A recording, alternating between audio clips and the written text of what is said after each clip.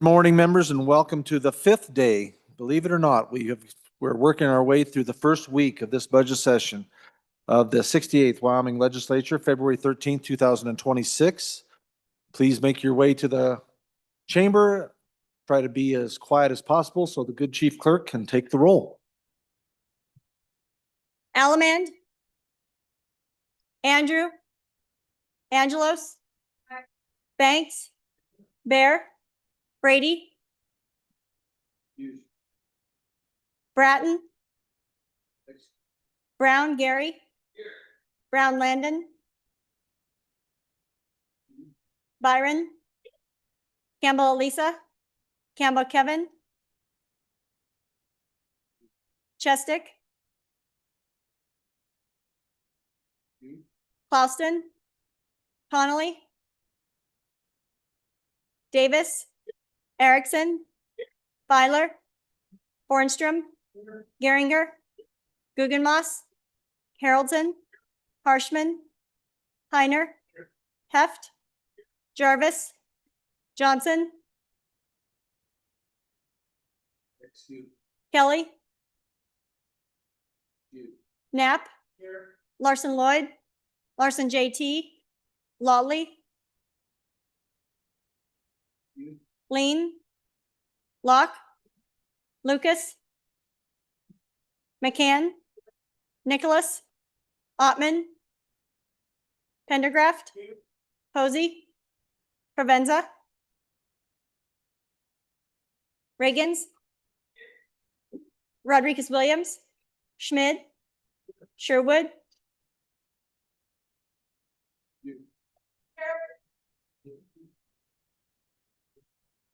Singh, Smith, Storer, Strock, Stivar, Tarver, Thayer, Washut,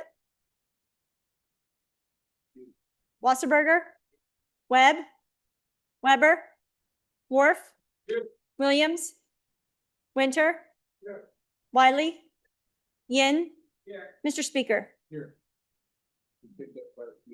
Brown, Landon, Chestick, Johnson, Campbell Kevin, Lawley, Brady,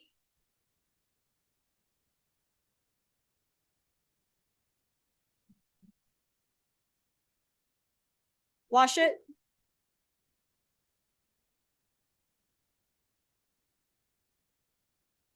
Yeah, we'll leave her open here. We've got a few more members that we know are in the building, so we will give them a chance to be able to get here, and then we'll continue and finish our roll call. Next, ladies and gentlemen, the prayer of the day will be brought to us by Representative Dalton Banks. Please rise.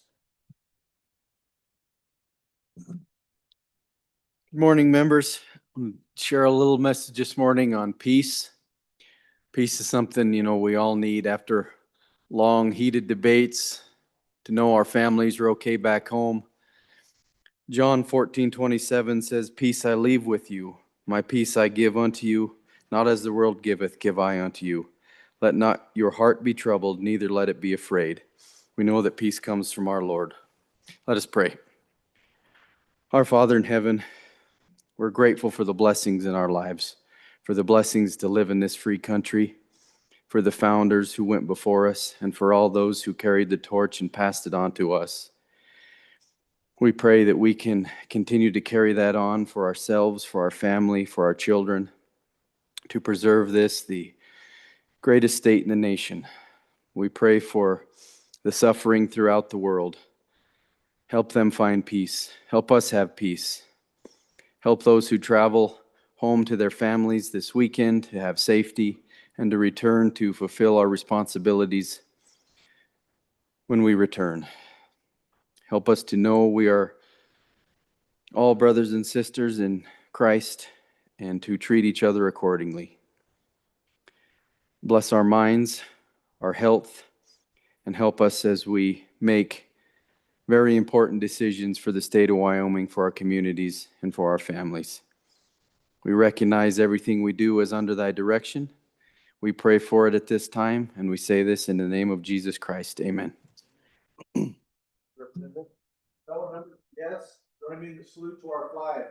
I pledge allegiance to the flag of the United States of America and to the republic for which it stands, one nation under God, indivisible, with liberty and justice for all.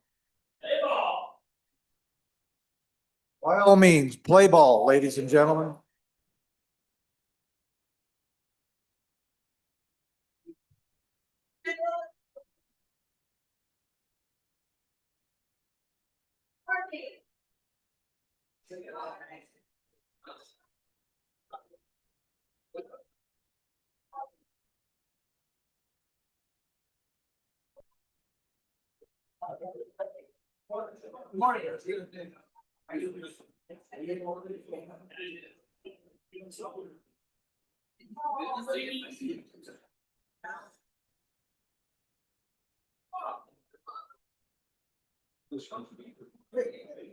You ready to do your thing this morning?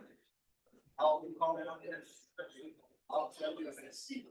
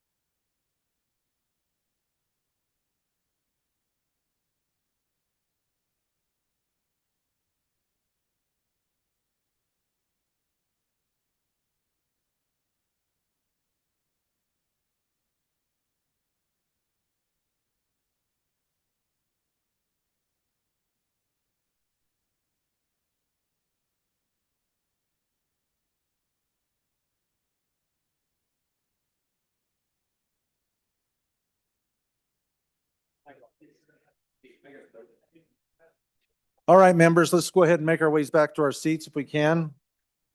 I do enjoy watching all of you interact with each other and shake each other's hands and wish each other the best and well and a good day. So We've got a couple privileges. And we got a finished roll call. Would we like to finish that first before we progress on with other things? Chief Clerk, please finish the roll. Bratton. Here. Singh. 60 present, 2 excused, Mr. Speaker. Thank you, Chief Clerk. All right, we had a couple, there he is. Representative Filer, you have something that we are waiting with bated breath to hear. Thank you, Mr. Speaker. Could I have a quick privilege? Yes, privilege of the floor, please. You know, you all boo like right away. But I can tell you right now, I guarantee you, Rep. Kelly, I guarantee you is watching right now clapping already before I even tell a joke. But anyway, guys, I'm a little afraid for the calendar. Want to know why? Its days are numbered.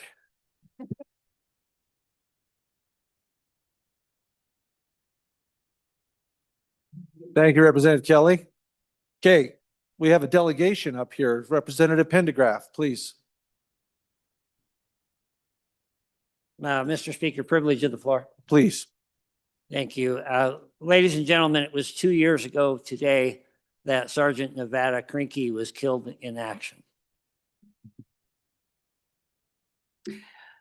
We'd ask if you would take a moment of silence and think and pray for Sergeant Krinke's and his family and the other officers that are fallen. Thank you.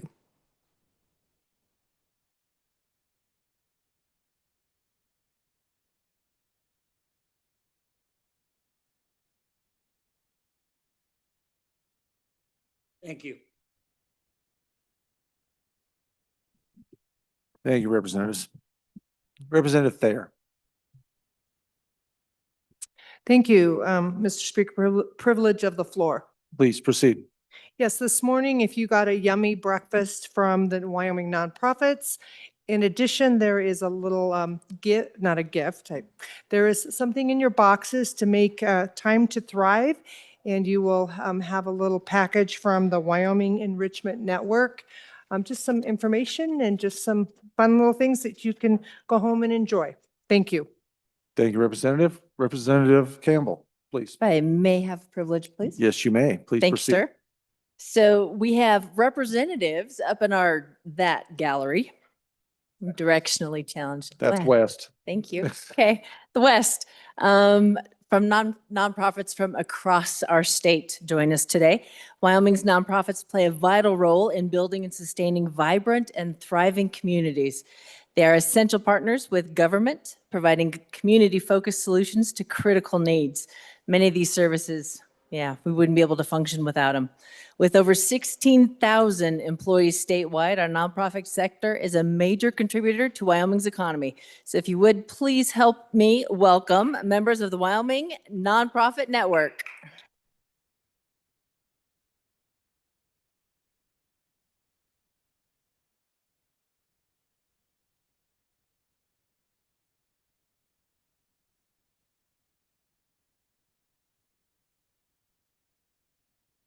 Welcome to the House. Thank you for being here. Appreciate you taking the time out of your schedule to come up and sit with us and watch this process take place. We appreciate what you do and are glad and thankful to have you here. Representative Brown, Privilege of the floor, Mr. Speaker.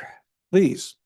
Members, bear with me here on this for just a few minutes. This is a little bit longer than our normal introductions, but happen to have a really good friend of mine up here this morning. Drove up from Denver to come back and see us in action. My buddy Reed is standing up here in the West Gallery, back up there in the gray shirt, and I'm just going to read you a little bit of his bio. This is kind of a cool thing to get to do this, ladies and gentlemen. I'm pretty honored to be able to do this. So, Reed is an F-16 fighter pilot, professional speaker, father, and proud Wyoming native dedicated to serving both his country and the state that shaped his family. He's a UW alum, right? Go Pokes. Appreciate that. Go Pokes. And he's come back here today to come take a look at us into action. As he's been watching some of the stuff that's been happening down in Denver, he took the day off and decided to come up here. And kind of wondered, why would he do that? Well, Reed comes from a family deeply rooted in Wyoming public service. His father was the late Joe Barrett, ran for Wyoming House District 8, and his great-grandfather, Frank Barrett, served the people of Wyoming as governor, United States senator, and United States congressman.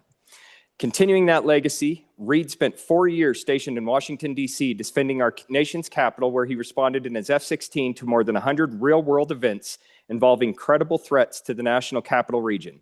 Earlier in his career, he served in the communities as an EMT, reinforcing a lifelong commitment to protecting others. Today, Reed speaks across the country on leadership, trust, and decision-making under the pressure as the creator of the Roller Communications Framework. He remains deeply committed to the strengthening opportunities, supporting families, and helping ensure Wyoming remains strong and competitive for future generations. Reed now resides in Denver with his wife, Marissa, and daughter, Blake, and he serves as a fighter pilot with the 120th Fighter Squadron down in Aurora. It might just be, and if you ever see an F-16 flying around here, if you guys ever got to see Frontier Days or anything along those lines, this guy likes to buzz the deck a few times. But if you ever see one floating around here, chances are it's Reed coming up here to give us a wave. So with that, Mr. Speaker, it is my absolute honor and pleasure to introduce Reed Roller Barrett. Thank you for coming up.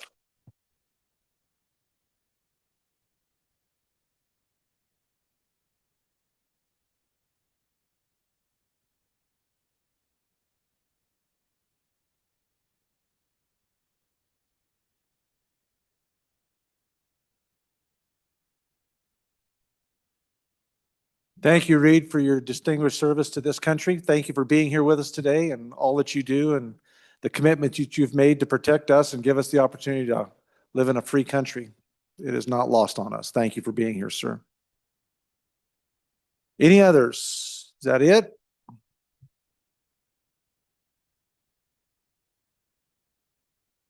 Journal Committee report.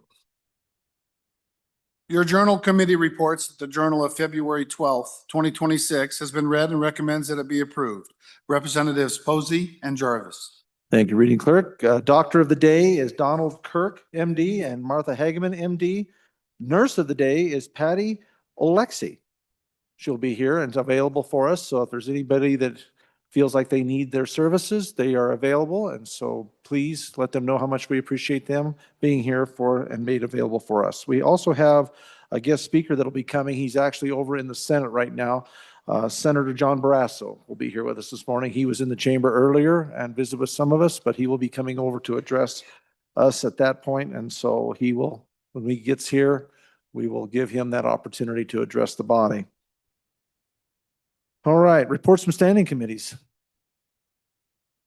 House Bill 28, sponsored by Representative Strzok, Sexual Exploitation of Children Amendments, an act relating to crimes and offenses. Mr. Speaker, your committee number 10, Labor, Health, and Social Services, to whom is referred House Bill 28, Sexual Exploitation of Children Amendments. Respectfully report, same back to the House with the recommendation that it do pass. Ayes, Representatives Klauston, Guggenmoss, Heft, McCann, Ottman, Rodriguez-Williams, Thayer, Wasserberger, Yin. Representative Rodriguez-Williams, Chairman. House Bill 42, sponsored by Representative Smith. Duty to stop vehicle during accidents amendment. An act relating to motor vehicles. Mr. Speaker, your committee number 8, Transportation, Highways, and Military Affairs, to whom is referred House Bill 42. Duty to stop vehicle during accidents amendments.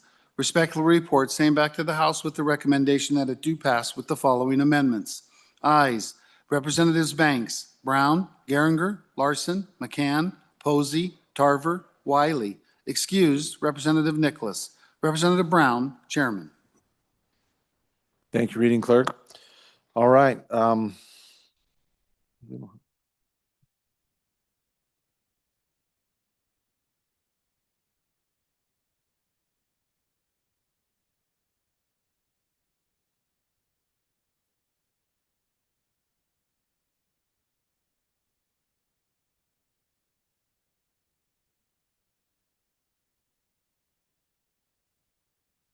Okay, ladies and gentlemen, in the interim here, we're gonna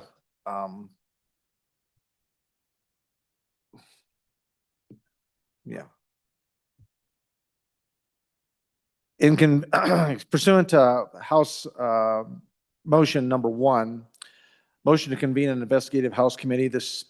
I have appointed the following members to the Special Investigative Committee. These will be the members: Representative Connolly, Representative Fornstrom, Representative Heiner, Representative Lawley, Representative Posey, Representative Tarver, and Representative Washit, who will be the acting chair of that committee. We've been in conversation with Mr. Wilmar, not with Mr. Wilmar, but Mr. Obricht in LSO, and he is working with the good chairman at this point to put together how that committee will function and what they will get their marching orders and work with them. It will be staffed. And so that is the committee that I have chosen to take care of this situation. And we look forward to their diligence and their hard work on that. And that I'm sure they will do a wonderful job for all of us involved. So thank you for all. And I asked all of them before I went to them, and they were all more than willing to serve on that committee. So I look forward to what we accomplish with this and that we can do good things for moving forward for the House of Representatives in Wyoming. So with that, I'm not exactly sure. Point of order, Mr. Speaker. Yes, sir, please. Just for clarification, I just pulled up the motion and I thought the motion was for 7 members. 1, 2. And four, I five, don't know, six, if I seven. maybe miscounted as you stated it. I I'm got sorry. 7. There is 7. Okay, Yeah. thank you. And I Connolly, apologize, I look like a Forstrom. moron. Yeah, Connolly, Forstrom, Heiner, Lawley, Posey, Tarver, and Washit. You got to use both hands. It's just, yeah, okay, all right, all right. Okay, all right, thank you. Thank you, Chairman Brown. Okay, Senator Barrasso is wrapping up over there right now, so we'll stand at ease briefly. He'll be right over. We'll get this done, and then we'll move on to some other business before we head back towards the completion of the budget bill. So stand at ease briefly until you hear the sound of the.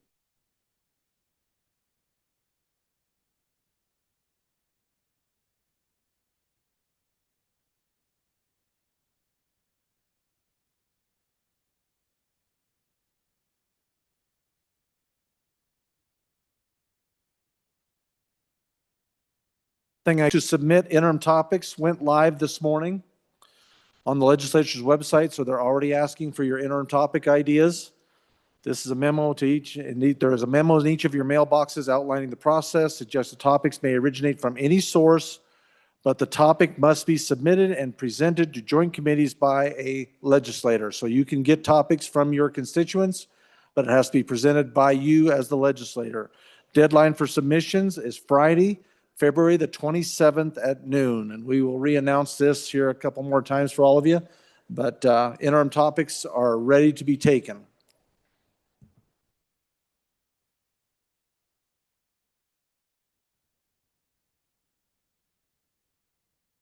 Something else we could do here in this time, Chairman Locke, you've got a transfer, a leveling between committees. Maybe you'd like to do that right now. If you have a moment, sir, we can get that taken care of. Please, Chairman Locke. Thank you, Mr. Speaker. I would like to refer House Bill 147 to Committee Number 6, Travel. Absent objection, it is so ordered. Thank you, Representative Locke.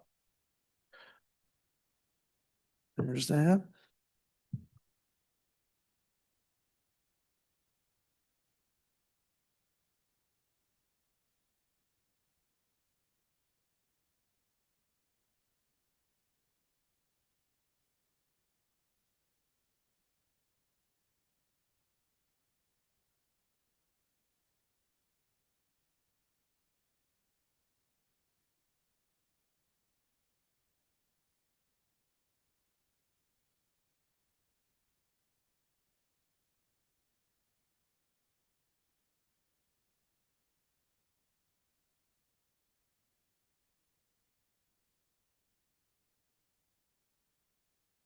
It looks like Senator Barrasso's on his way right now. He just left the Senate. He's coming around the rotunda, so he'll be here in a few moments.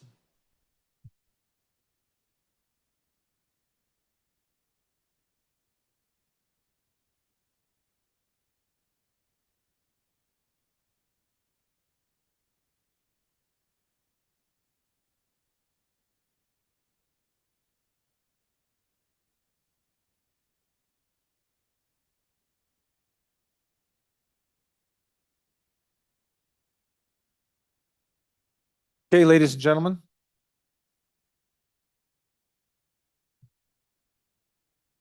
It is with great honor and privilege to welcome Senator John Barrasso back to the Wyoming Legislature. Prior to being elected to the U.S. Senate, he represented the people of Natrona County in the Wyoming Senate from 2003 till 2007. He serves as the Senate Republican Whip, the number 2 position in the Senate Republican leadership, and represents Wyoming on committees that directly impact Wyoming's economy, energy interest, public lands, national parks, and trade.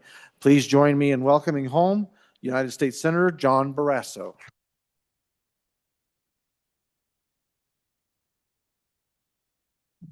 Thank you. Thank you. Thank you.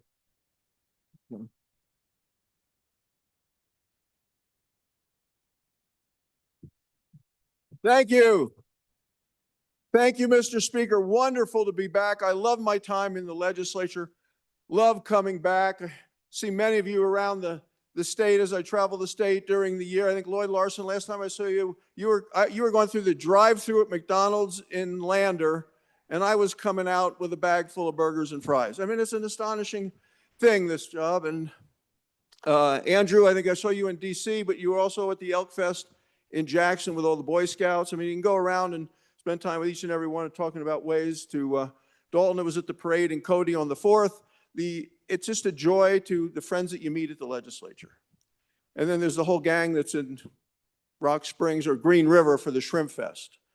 I eat my way around the state in this job. And it's the thing that is so tremendous is we get to represent the people of this great state. And this morning I was with WAM, the municipalities, I had all the mayors here, and I guess you have a chance to visit with them. We had the county commissioners here, and I visited with them, and I said, aren't we fortunate to be able to represent the people of a state where we have the cowboy code, where you live each day with courage, you take pride in your work, and you do what needs to be done. And that's the way that Cynthia and Harriet and I look at the job that we have in Washington. We work very closely together, talk regularly. Harriet and I were at the White House with the president on Wednesday for a coal signing. Cynthia and Harriet and I were there 2 weeks ago with him in the White House working on coal and on energy, things related to Wyoming, because all we focus on is Wyoming. And we work closely with the governor.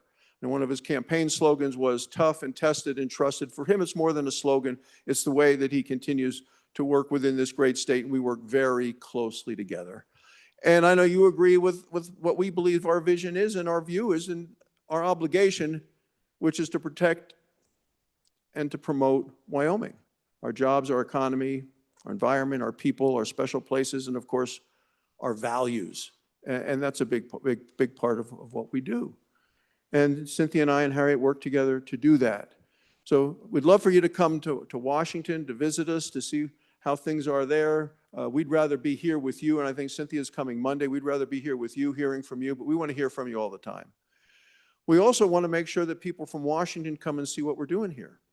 So a couple of weeks ago, we brought the Secretary of Veterans Affairs here to Washington, had the chairman of the committees to be part of that committee to discussion. We've had the Secretary of Labor here, the Secretary of Interior, Secretary of Energy, the head of the EPA, all coming to Wyoming to talk to the folks here so they know what's happening.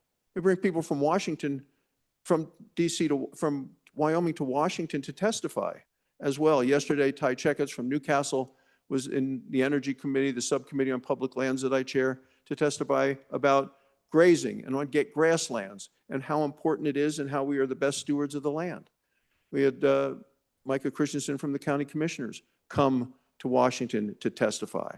So we do everything we can to make sure people know what's happening in Washington, of how we do it in Wyoming and why it's the right way to do it. This past year, and I've traveled the state quite a bit, but also traveled the country a bit and was at the border a couple of weeks ago. It's a big difference a year has made. The border is now secure at the border between Texas and Mexico. You don't have that, you no longer have that flood of illegal immigrants. We have a focus on energy dominance, energy security. You know, I'll never forget when Joe Biden told the EPA, he said, I want you to prioritize climate over energy that is affordable, available, and reliable. Well, you know, here in Wyoming, we are the Saudi Arabia of coal. We are America's energy breadbasket, and we need it all. During this cold snap they had in the East Coast, if it weren't for coal, thousands of people would have died. You know, the wind turbines weren't turning, the solar panels weren't bringing in energy. You know, that was like 2% of the energy was from renewables. The most renewable energy that they used where people were burning their garbage. I mean, that was the bigger source of energy than the other two, but it was coal that saved the day. And country seems to be waking up to the fact that fossil fuel has done more to help people in this country than any damage that may have possibly been done. And we are the best stewards of the land. So we're going to continue to fight for Wyoming energy and American energy. We passed one major piece of legislation last year, and I'm the whip now in the Senate, so the job is to count the votes. And it was, the president refers to it as one big beautiful bill. We refer to it as a working families tax cuts bill. And there's a lot in it, to the point that Cynthia, who is chair of the Senate Western Caucus, put together a couple of sheets on specifically what it means for the West. So this goes above and beyond the no tax on Social Security, no tax on tips, no tax on overtime, the lower the tax rates, the child tax credits, all of those things. This is specifically for the West. Energy and natural resources expands onshore oil and gas leasing with mandatory minimum lease sales and extends drilling permit number of years, forces the sales of lands people want to actually explore, where we know from the geology that you can actually find energy there, as opposed to what we had previously, where they didn't do the sales and they said, oh, we're going to sell something that nobody wants. What we've done, land management and conservation. These are specifically, I mean, it goes on and on of the things just for us. Tax relief for family operations, the death tax, raising it to $15 million per person, 30 for a couple in terms of a farm or a ranch or a small business to be able to keep it in the family and not have to sell it to pay taxes. Agriculture support, ability to write off immediate expenses for tractors and farm implements. All of those things are in this that are focused just specifically on the West. And from the standpoint of where I really put a lot of effort is this rural health fund, which is $50 billion. And there are people that said, no, just put it into Medicaid. Well, for states that didn't expand Medicaid, for states that have different approaches and lots of rural areas with great distances between people, that wasn't going to work, which is why we came up with this idea of the Rural Health Transformation Fund. $50 billion, which would have been used for other things, $50 billion. And Wyoming is going to benefit dramatically. And say, how is it that you earned that Wyoming is going to get $500 million over the next 5 years for the number of people that we have here? I mean, per capita, it's like this is the best state in the country. So, well, this is how it worked, because you have John Thune as the leader of the Republicans in the Senate, and I'm the whip, and we have Mike Crapo from Idaho, who's the head of the Finance Committee. And that a lot of the work of writing the bill has to be done by that group. So when they came up with a $50 billion figure, we said, let's split it in half. The $25 billion will be divided equally among the states, which gives South Dakota $500 million, Wyoming $500 million, Idaho $500 million, because we have rural needs. And then the other $25 billion, well, people can apply, and people in Wyoming can apply for those grants as well. But I think it's going to be a big boom for Wyoming, for our hospitals. Talking to the mayors today, talking to the county commissioners, you know, they're all talking about what it can mean for their community to help keep healthcare local, to help train people, to make sure we have people working and doing it there. Thanks, Art.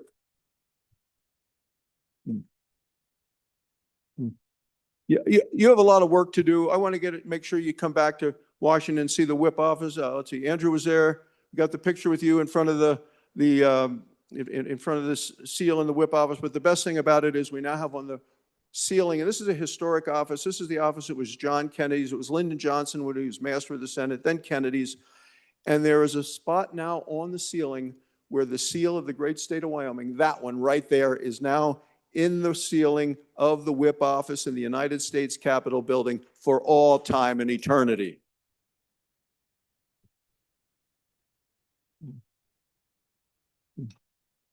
Let me end with this. The thing that I like about this job, wonderful things are when they open the Senate in the morning, in addition to the prayer and the pledge, then the majority leader gives a speech, and then the minority leader, who is Chuck Schumer, gets to give a speech. And then I get to follow Schumer. And there's a great joy in being able to do that on a daily basis. And yesterday, it reminded me of a book that I then quoted, a book called The Hidden America. from coal miners to cowboys. The forgotten men and women who make our country work. Those are the people that we all represent. Those are the people that we're fighting for. And I told this to the county commissioners as well as to the mayors. Those are our constituents. Those are our values. And that's our job. And we are blessed to have the job to represent these finest individuals who keep the lights on and put food on the table and make America work every day. And God bless them, and God bless you, and God bless Wyoming. God bless these great United States of America. Thanks so much for letting me join you again today. Great to be home.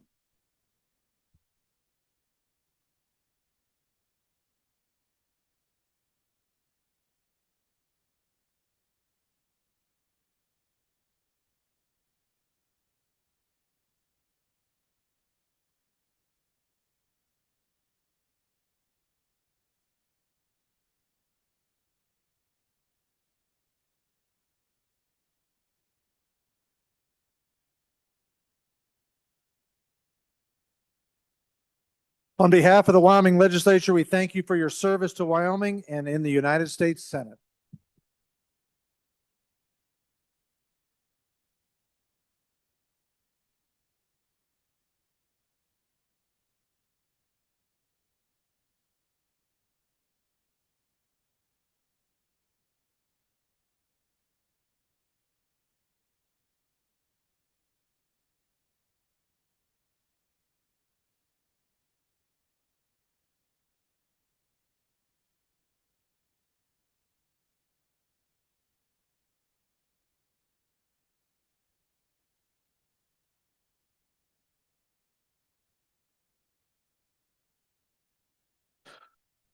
All right, ladies and gentlemen, moving on, we will, believe it or not, we are at that order of business of Senate files on first reading. Yes, the Senate is sending us files. First Senate file for our consideration is Senate File number 2. Reading clerk. Senate File 2, sponsored by Management Council. First reading of the bill. Legislative Budget.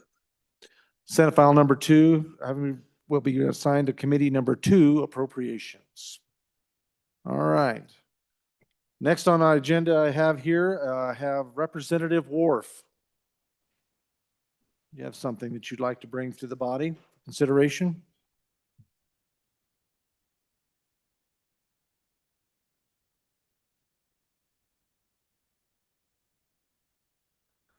Thank you, Mr. Speaker. Pursuant to House Rule 1-3, I move to suspend the part in House Rule 12-11A prohibiting reconsideration of a vote on instruction of a bill during a budget session for the purpose of reconsidering the introduction vote on House Bill 110 K-12, K through 12 Public School Finance. Thank you, Representative. Does anyone have a question on that motion? No question? The motion is to suspend that part of the House Rules 12-11A prohibiting reconsideration of a vote on the introduction of a bill during a budget session. This motion requires an affirmative vote of 2/3 of the elected members. The chief clerk will call the roll. Allemand, Andrew, Angelos, Banks, Bear, Brady, Bratton, Brown Gary, Brown Landon, Byron, Campbell Elisa, Campbell Kevin, Chestick, Clouston, Connolly, Davis, Erickson, Filer, Fornstrom, Geringer, Guggenmoss, Haroldson, Harshman, Heiner, Heft, Jarvis, Johnson, Kelly, excused, Knapp, Larson Lloyd, Larson JT, Lawley, Lean, Locke, Lucas, McCann, Nicholas, Ottman, Pendergraft, Posey, Provenza, Riggins, Rodriguez-Williams, Schmid, Sherwood, Singh, Smith, Storer, excused, Strock, Stivar, Tarver, Thayer, Washut, Wasserberger, Webb, Weber, Wharf, Williams, Winter, Wiley, Yin. Mr. Speaker, are there any changes? Are there any changes? Closing vote. Vote closed. 38 aye, 22 no, 2 excused. The motion has failed to suspend that part of the House Rule 1211A. Thank you very much, Representative Ward. Thank you, Body. All right, Representative Erickson.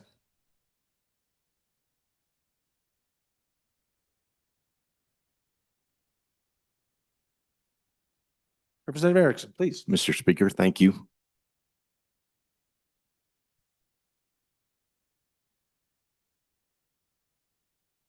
Mr. Speaker, having voted on the prevailing side of the motion to introduce House Bill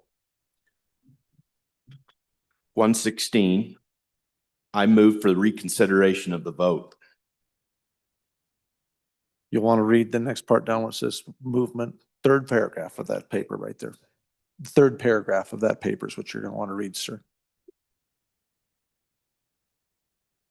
Third paragraph.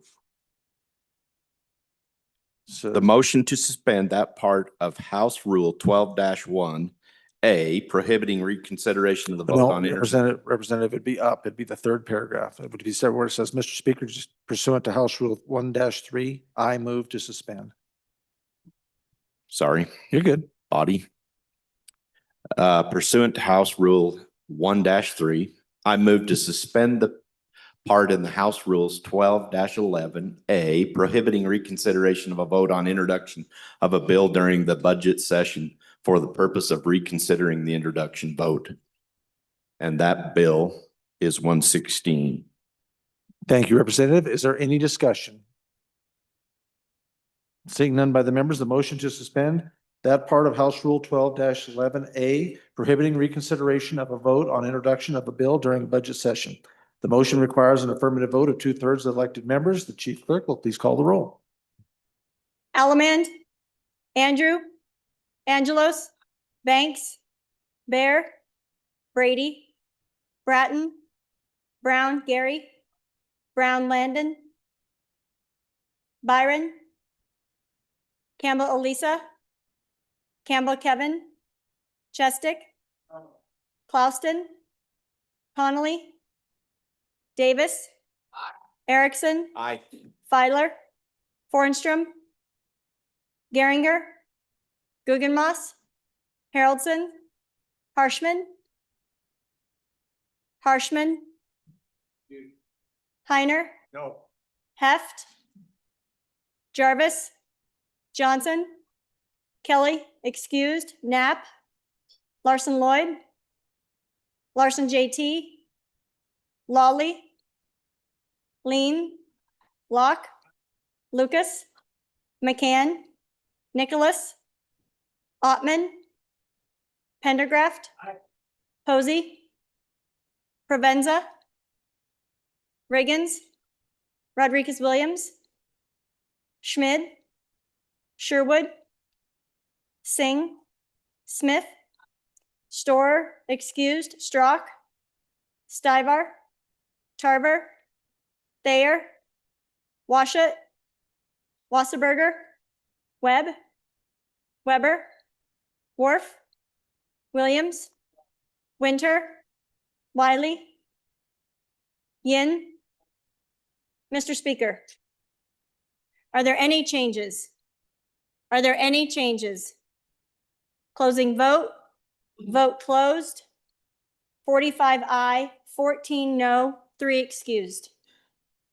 Having passed, the motion has passed and it's to suspend that part of the House Rule 12-11A. Next motion, now what you'll have to do next, Mr. Erickson, Representative Erickson, if you'll read that bottom portion right there. Okay. With your bill incorporated. Thank you. To it. Mr. Speaker, having voted on the prevailing side of the motion to introduce House Bill 116, I move for reconsideration of the vote. That motion is in order. It is not debatable and requires a simple majority vote under House Rule 1211E. The Chief Clerk will please call the roll.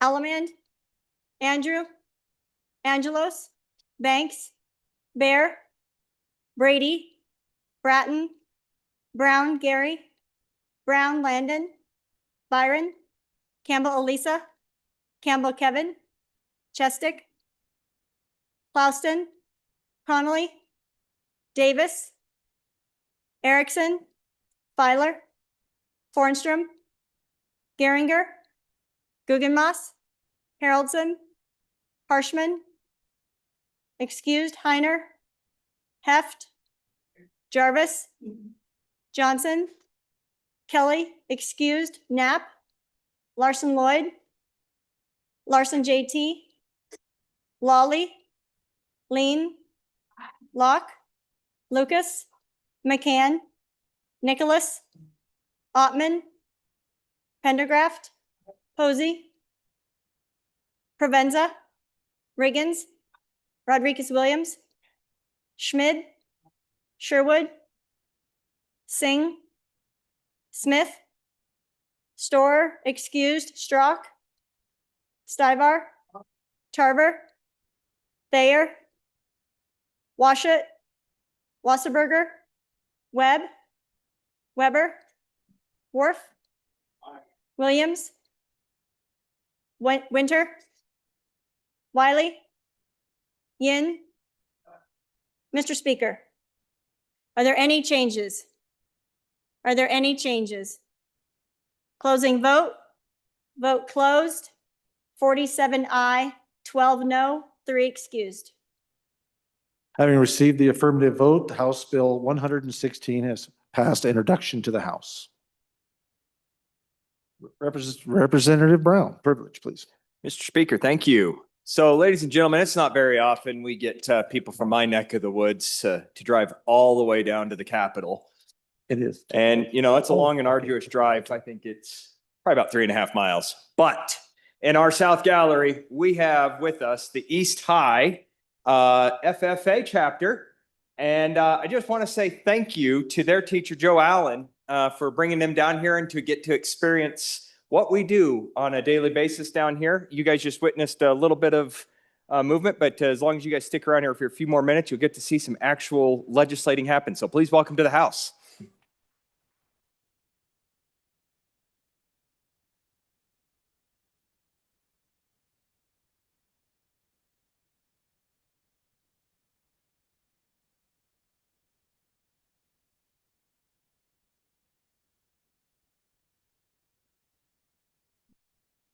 Welcome to the House.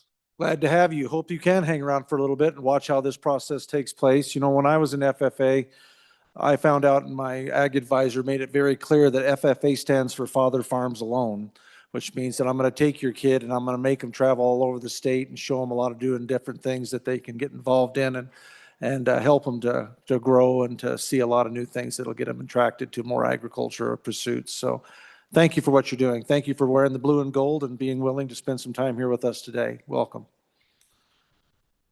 Hey, ladies and gentlemen, moving on. Next process here is, unless Chief Clerk.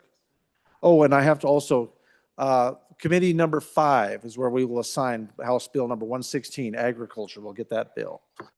So, one moment, please.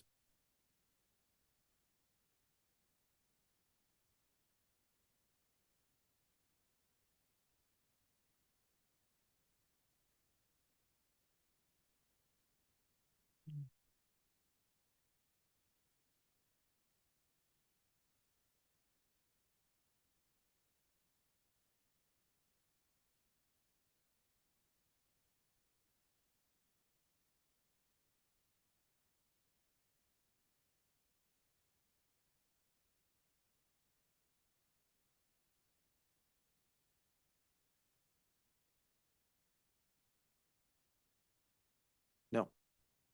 All right, next item for our agenda is the budget moving into the committee of the whole.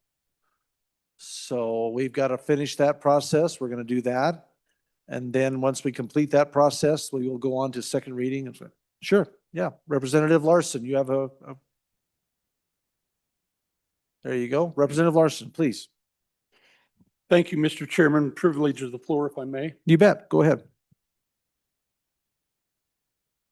Thank you, Mr. Speaker, and members of the House up here in the South Gallery. And we'll just ask you three brothers and the twin to stay standing. We want to look at you. These are the representatives of the Wyoming Youth Advisory Council. It's made up of current and former foster youth across Wyoming who work with state agency, policymakers, and community partners to ensure foster youth voices are heard in decisions that affect their lives. You can imagine going through that process, and we trying to understand what their needs are as legislators and agencies. Their voice in helping us understand what their needs really are critical. And these four individuals make up that council. We have three brothers up there, and Miss Jenna is a twin. And we're glad you're here. So please accept our appreciation for them being here and all the work that they do.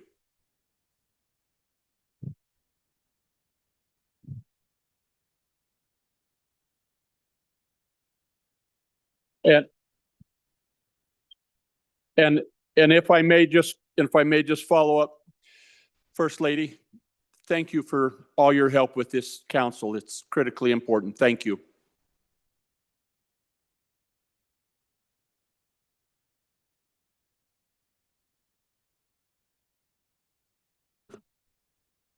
Welcome, First Lady, to the House. Appreciate you being here, and thank you, young people, for being here and being able to be a part of this process as well. Welcome, and glad you're here. All right. Oh, hey, Representative Campbell, please. Thank you, Mr. Speaker. Privilege of the floor. Absolutely, please Thank proceed. you. So House colleagues, we are joined today by Friends of Wyoming Equality, Casper Pride, Laramie P Flag, and constituents from all over Wyoming who have come to the Capitol today to talk to their representatives about equality and what equality looks like in the great state of Wyoming. So please join me in welcoming them. You'll find them over there in the South Gallery. Welcome to the House.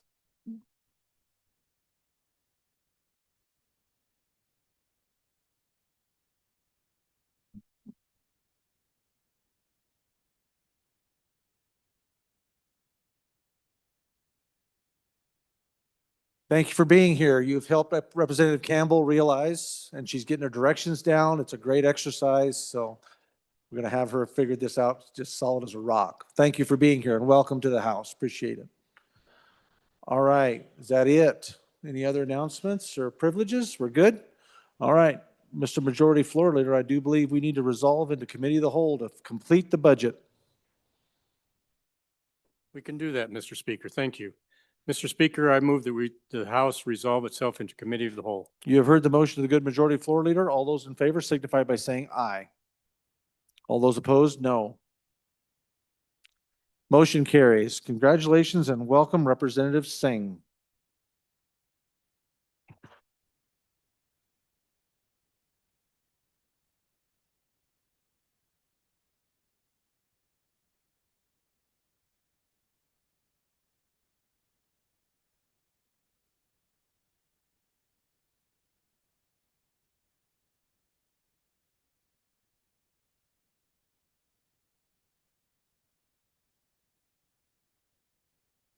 The Committee of the Whole will please come to order. We are continuing with the explanation of the budget bill, House Bill number 1.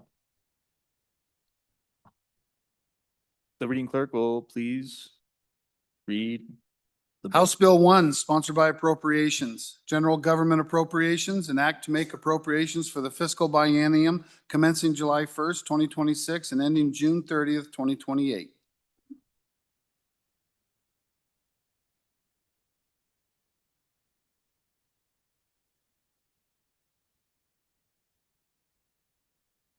Representative Allen. Good morning, Mr. Chairman, and thank you.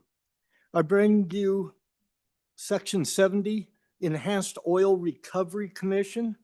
You can find it on page 32 in your status report or page 58 in your budget.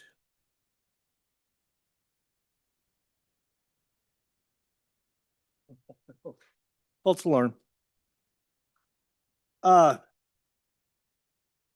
We decreased the governor's recommendation of $558,802 by $152,802 general funds. We reduced it to $406,000 general funds for addition of one staff member.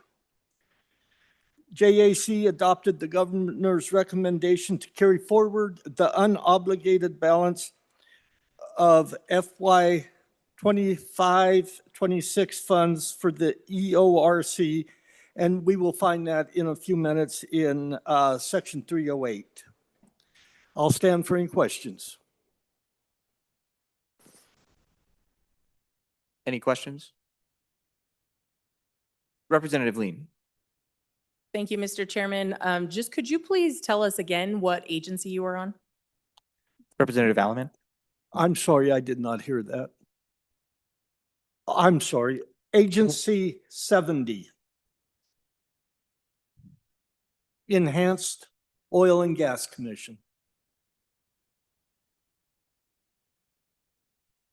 Chairman Bear. Oh. All right, any further discussion? Representative Alaman. Thank you.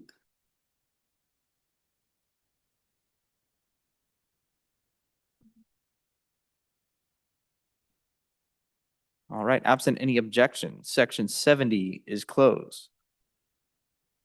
The next section for our explanation is Section 72. Chief Clerk? Or Reading Clerk? Chairman Bear. Thank you, Mr. Chairman. Mr. Chairman, for an explanation of Agency 72, which is the retirement system, I would like you to refer to page 34 of your status report and page 60 of your bill.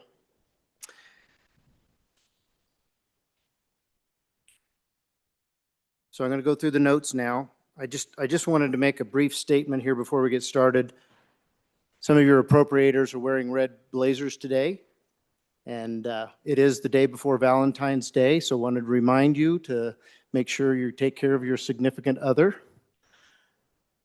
Also, we've been wearing red blazers for some time, and this was to bring awareness of the potential of a fiscal cliff within education spending.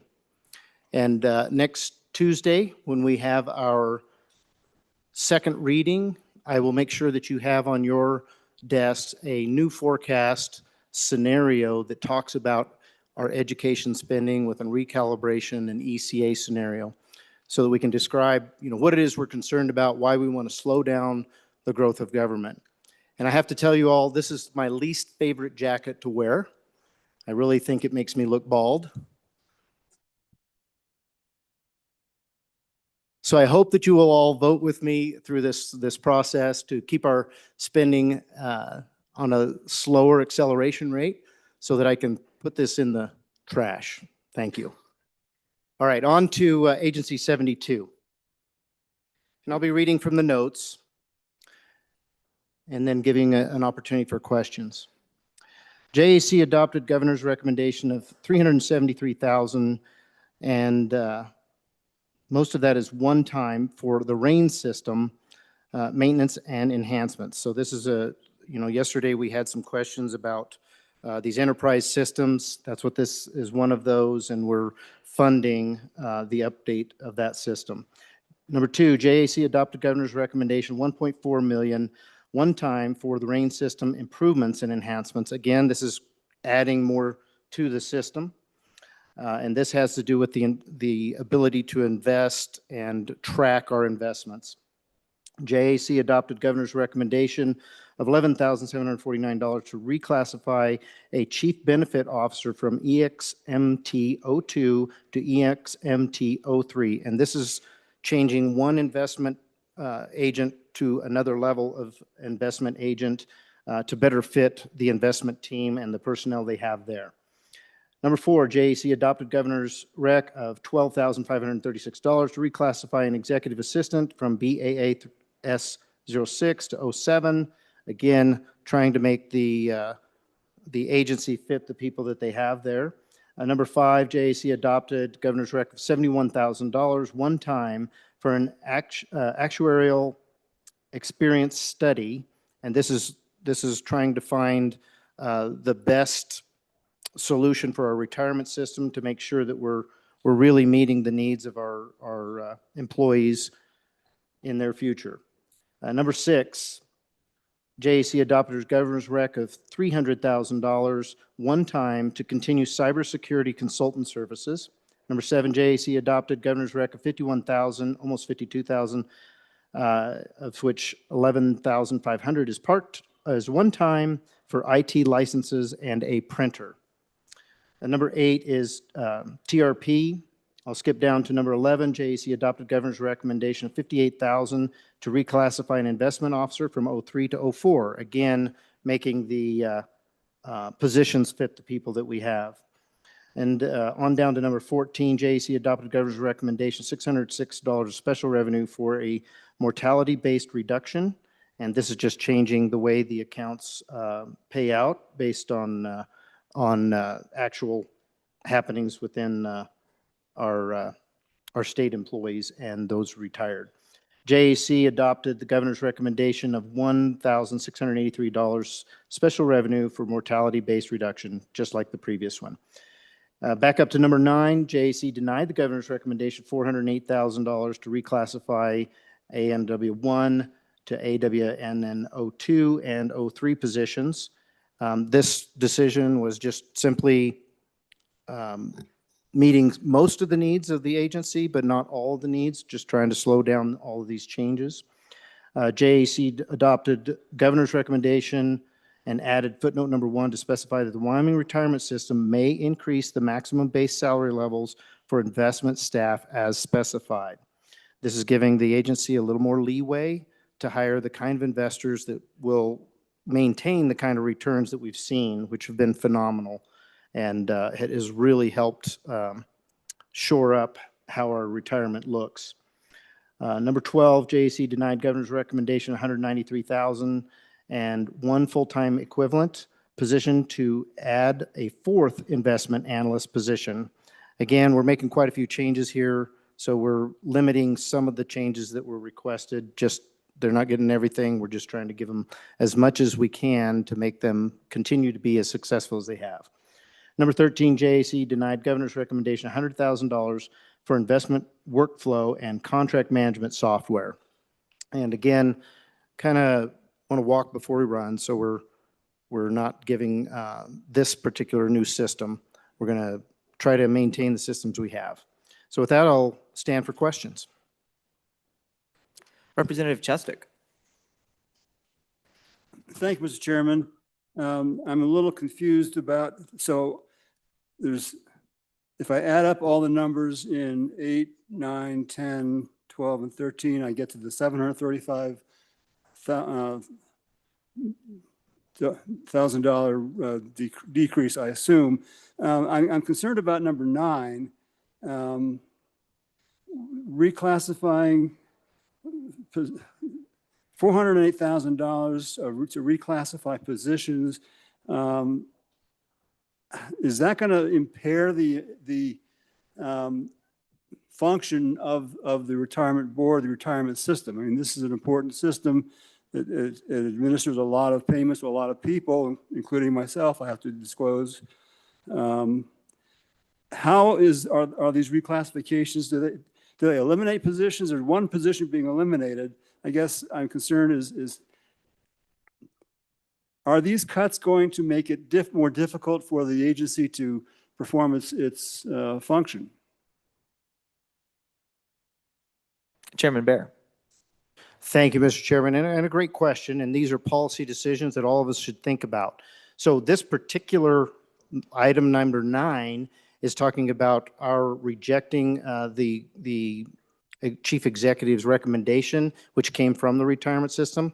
So they asked for this. They were the ones asking to eliminate a position. We denied that. So we're saying keep the position. So really this particular line is saying we want status quo in this area.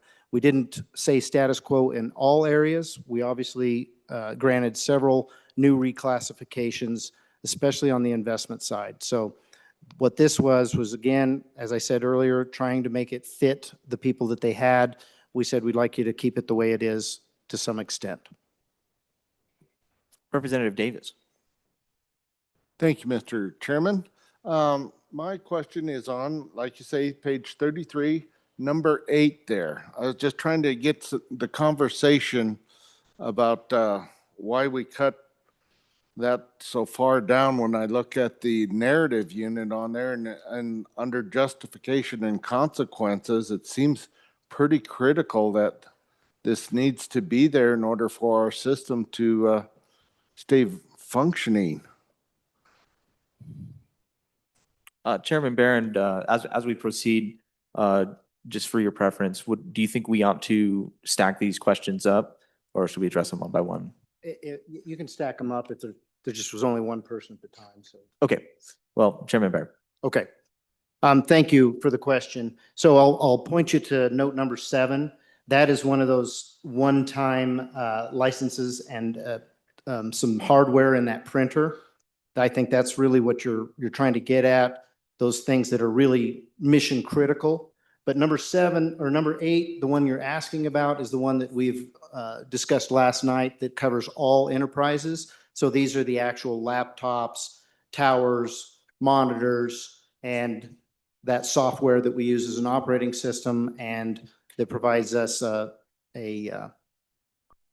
spreadsheet and a word processor. So those were changes where we said last night that we're funding 1 year's worth.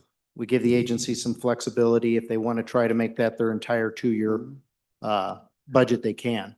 And then if necessary, we will be able to revisit this in the supplemental. Representative Davis. Thank you, Mr. Chair. Yeah, I was just going down through there, and it says that is a critical initiative to ensure secure, reliable, and modern computing environment across the state agencies. And it goes on to say that this is essential for mitigating a range of operational risks and regularly refreshing. We don't reduce, if we don't do this, we don't reduce the security vulnerabilities. And with this age of hacking and everybody's identity being under question at most times, I just would seem this would be rank a little higher up the food chain. Does that make sense? Representative Filer. Thanks, Mr. Chairman. My questions are with both, I think, try to form this in just the one with 12 and lines 12 and 13. I kind of want to know on 12, it says you denied the governor's rec of $193,387 for a one-time equivalent position and to add a 4th investment analysis position. And with the $100,000 denial for the investment workflow management software, was there any, good testimony from the Wyoming retirement system that showed how their investments are doing and how well they're doing? And if we was to go through this, go ahead and go through with this denial, is that going to hurt their ability to keep investing the way they are and holding them pretty solvent? I mean, they're doing a pretty good job from the information I got, Mr. Chairman. Representative Larson. Thank you, Mr. Chairman. To the good Chairman of Appropriations, you've made on several agencies where you've done a 50% reduction. You made a comment that I just want to get my head around and understand it. You said that you've reduced it by half, and then you're giving the agency the flexibility. They can use that appropriation this year, or they can make it be their whole biennial appropriation. But I don't know that I'm understanding that, because if you reduced it in half and you put this in their budget, that is their biennial appropriation to use how and where. And what you've done is reduced it by 50%. And if that's not adequate, then I think you're saying they can come back in the interim and make an exception request for additional funds. Would that be a fair analogy of that? Chairman Bear. Thank you, Mr. Chairman. So first of all, the statement from or a question from the good bringer from this city, the answer is yes, they're doing a great job right now. So the question is, do we want to pour more money into that office? And clearly we do, and we are. If you look at the notes 1 through 7, and then also 11, 14, and 15, we are investing, and those are expenditures above and beyond what this agency has operated on in the past, where they're already doing a great job. So it is a policy decision. Do we want to give them everything that they're asking for? Could they do better? Possibly. I think some of these things are really limited on what the opportunities in the market are, but clearly the Wyoming retirement system is doing a phenomenal job of investing our funds and making sure that we're getting a more and more robust system to take care of our employees for the foreseen future. So this committee decided we would give them much of what they asked for to expand and become more capable, but not all. And that's what that line is. To the good prior appropriator, yeah, I think you have a good understanding of what we're doing. The question is, should we be just replacing our computers, our monitors, our keyboards and mice just on a standard time frame, which is what we're doing in this program, or should we replace them as they fail? So we're giving them some of that ability to replace them in advance, but not as much as they've requested. So if they get into trouble where they're running out of products in the ETS warehouse, then they would be able to come to us at the midpoint and say, yeah, it didn't work and we need more. And we should respond to that at that time.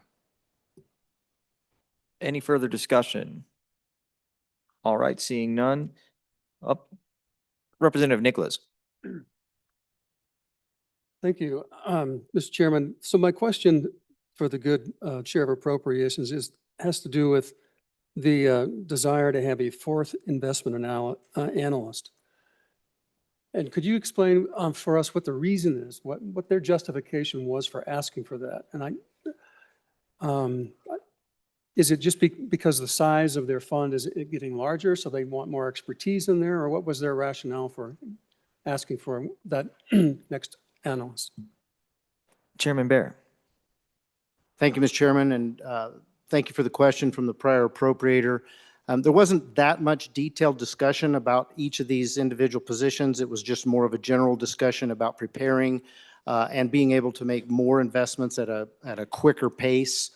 Some of these staff members are having to do due diligence on our investments, and this just gives them more resources to do that on a bigger scale as these funds grow. So the answer to your first part of your question, is it because they're preparing for larger and larger funds? Yes, there's some of that. Also, there was discussion about the types of investments that we're doing and having expertise in other areas. So the larger the investment team is, the more they can specify in particular areas that we invest. And so that makes us make better decisions on those investments. Again, we found that compelling enough to advance most of these positions, but denied a couple here. Any further discussion? Representative Provenza. Thank you, Mr. Chairman. Was there any discussion at the last time that the retirement system got a cost of living adjustment? Can you speak to that? Thank you. Chairman Bear. I would say yes and no. Thank you, Mr. Chairman. Yes and no. If you look at note number 10, what this does is this gives them a lot more flexibility. There wasn't a request or a discussion about quote unquote cost of living, but there was a discussion about having the agency giving them enough flexibility to do more movement within the agency as far as hiring and hiring at the right rate. And that's what that footnote does, is gives them more flexibility. Representative Sherwood. Thank you, Mr. Chairman. Just to clarify, the last time the retirement system was able to give the cost of living adjustment or the COLA to retirees was in 2008. Chairman Bear. Thank you, Mr. Chairman. I'm sorry. I was focusing on the actual agency, not the recipients of the system. So sorry about that. And thank you to my team member for clarifying that. Any further discussion? Any further discussion? Absent any objection, section 72 is closed. And I believe Chairman Bear.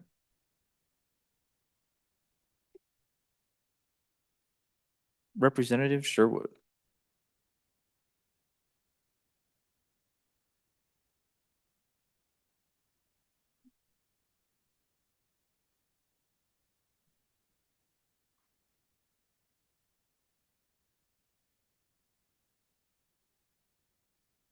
Thank you, Mr. Chairman. Ladies and gentlemen, I bring you section 77. This is Enterprise Technology Services, also known as Excellence Through Service. This agency can be found on page 34 of your status report and pages 60 and 61 of your budget bill. These are our IT gurus for the entire executive branch. And I'm going to apologize in advance because I am an old historian who still uses pen and paper. So a lot of these terms I am not familiar with, but I ask for grace as I present this budget to you. ETS provides all of the essential technology infrastructure that supports and enables all of our government agencies to function efficiently. A lot of this happens behind the scenes. The purpose is to ensure that all of our constituents are able to access the systems and tools they need to access state resources.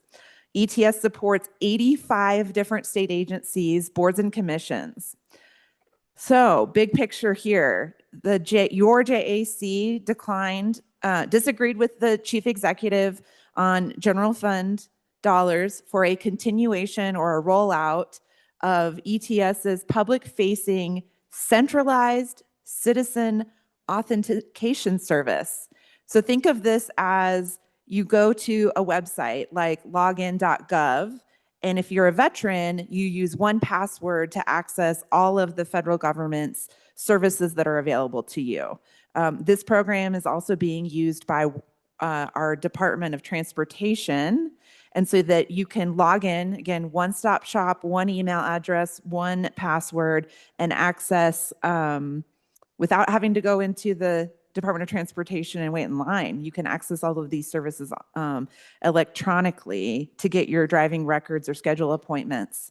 So as more agencies adopt this platform, it's meant to reduce duplication and lower technology cost, improve service delivery, enhance security. And then again, most important thing is that our constituents' identity is protected by having one place to log in and access all of the state agency resources that they need. Next item, your JAC disagreed with the chief executive on the enterprise platform maintenance agreement. This is something that the agency uses to perform security patches, system upgrades, to manage internal service and IT purchase requests from state agencies. So say I work for state parks and I'm out in the field and I drop my laptop and it breaks. I can log in through the system and request a new laptop internally through ETS. The next thing that we did, we disagreed and denied funding for $1 million in spending authority from the agency's internal service fund for telephone communications and network infrastructure. This is provided by a third-party IT vendor, but essentially supports the infrastructure agency that happens behind the scenes, agency to agency. And then we added footnotes to clarify. There has been a federal ruling that all websites need to comply with American for Disabilities standards, ADA standards for visibility. So somebody who may be visibly impaired who goes to a website, say to buy a hunting license, our stewards of our Fish and Game, their website needs to be compliant so that individual with visual difficulties can still access and navigate that platform. So this is something that is happening across every state agency and at the federal level. So what we did is we asked the agency to seek out grant funding to implement and offset the cost of complying with this act. So essentially, dollar for dollar, if a grant is received, general funds would be reduced in lieu of those grant dollars.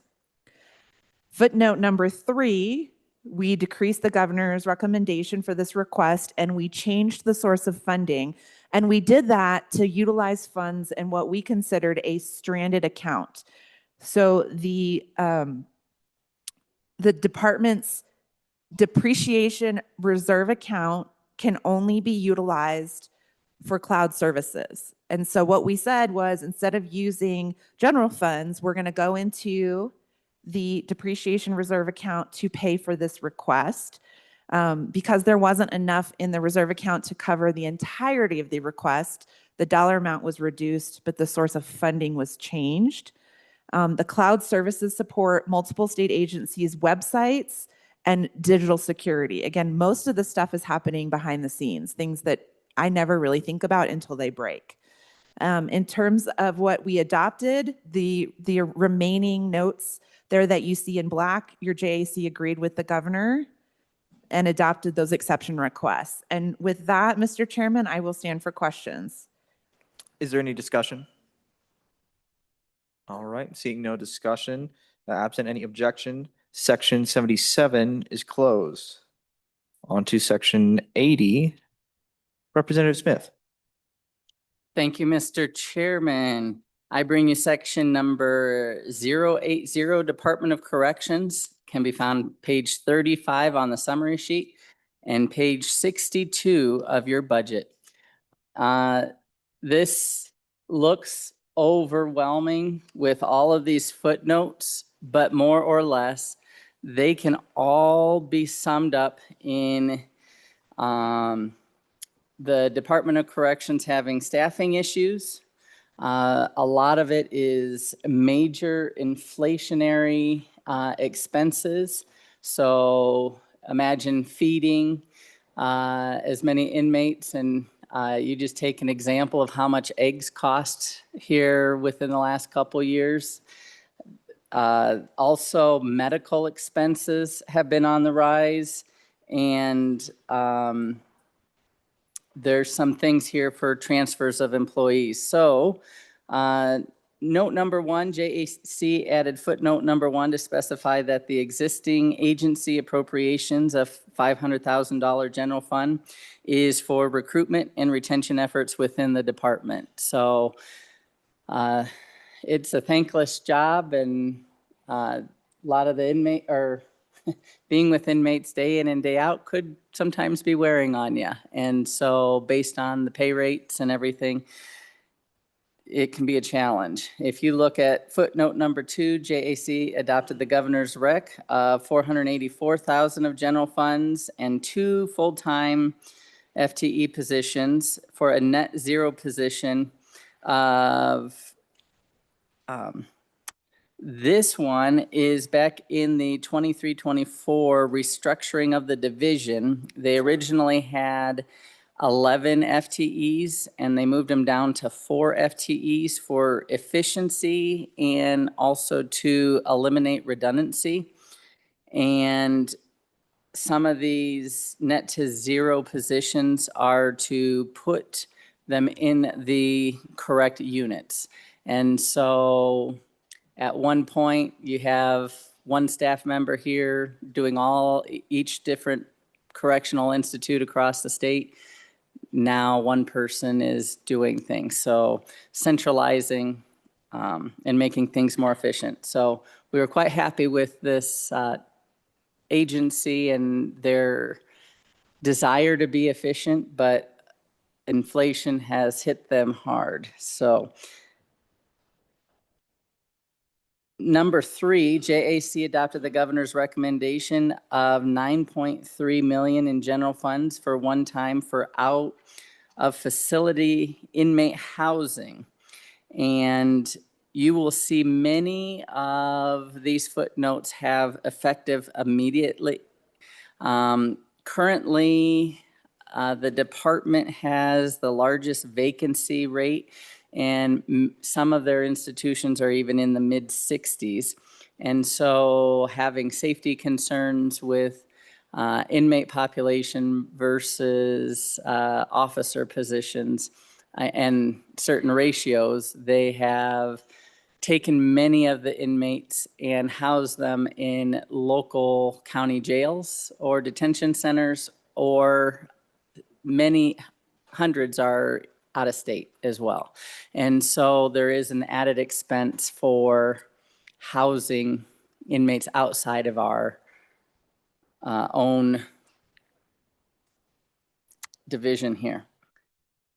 Then the next 3 were just granting commissary spending authority. So basically it gives the Department of Corrections the authority in these different institutions to purchase more goods that the inmates can purchase themselves. Number 8, JAC added footnote number 4 to specify that the existing agency funds is for daily rates of placement of felony offenders in the county jail. So that one's specific to the county jails. The other one was out of state. If you continue to look through, some other highlights are number 10, there is 12.2 million one time for the offender management system. And there is a footnote number 6 to make 3 million general funds effective immediately. This is combining 2 different systems for efficiencies for inmate management, but then also parolee management. And at one time, they're 2 different systems and they're combining those. Moving down to number 14, JAC adopted the governor's rec of 1.4 general funds, one time for adult community corrections. And this one is contracts for 195 community correction beds. So these are the lower classifications. And then JAC adopted the governor's recommendation of $600,000 for medical increases. So one thing that's interesting is we have an increase in our inmate population, but also within the last 3 years, there has been an increase of a population that is older. And so with older inmates comes usually more medical needs and expenses. Several of these on flipping the next page, on page 36 of your status report, number 16, it talks about salaries, and it is also overtime. And so a lot of officers are working a lot of overtime to accommodate and keep the prison running, because it is an operation that doesn't matter what the weather's doing or anything like that. People need to be working to keep these inmates incarcerated. Then number 18, the JAC adopted the governor's rec of 7.5 million for one time for the governor's inflation letter in footnote number 8, and that is effective immediately. Moving down to 25, JAC adopted the governor's rec of 1.3 one time for the governor's inflation letter, footnote number 9. And so all of them are just coming down to inflationary needs. And then there was a need to reduce 2 full-time FTE positions that were transferred to the state budget department in agency 96, and we'll discuss more then. Any questions? Any questions? Chairman Washit. Thank you, Mr. Chairman. I actually have a couple of questions. I'll ask them one at a time. On the number 1 for recruitment and retention efforts, is that for bonuses and salary increases, or is it just marketing and advertising type recruitment stuff? Representative Smith. Oh, Representative Sherwood. Thank you for the question. This is a carryover footnote that we had in the last biennial budget bill. It gives the director the ability to provide somebody a moving expense. So if they're recruiting somebody to move to, say, the community on I-80 in the middle of the state, they can help with moving expenses. Or if they are wanting to go to a career fair, say at a community college, it pays for them to set up that table and have conversations to try to recruit workforce. So on page 62 of your budget bill, there is a list here of what those funds can be used for. And again, it's a continuation of a footnote from 2 years ago. And we have a really high vacancy rate in our Department of Corrections. So it really is meant to be about recruitment and retaining our workforce. Anything to add, Representative Smith? I'm sorry, Scott. Chairman Washit. Thank you, Mr. Chairman. So what's the conclusion of the committee with regards to salaries for the employees within this department? You know, they've got these vacancy rates. I see also a footnote here where we're increasing our budget to leave Department of Corrections felons in our county jails. Is that personnel driven?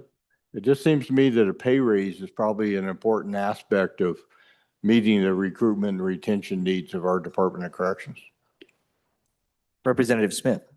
Thank you, Mr. Chairman. That would probably be a policy decision. I do know that if you look at other agencies, this agency does have super flex authority. And so I am aware many of the employees are utilizing overtime to supplement their income. So, Representative Jarvis. So I have a similar question, but it has to do with number 9, therapeutic community per diem. So is this so that people can travel to be able to do counseling services, or is this for, because I'll just step back. In our local facilities, we are housing people who are in a big, long waiting list for mental health evaluations. And so my question really is around, is this to support those evaluations actually occurring?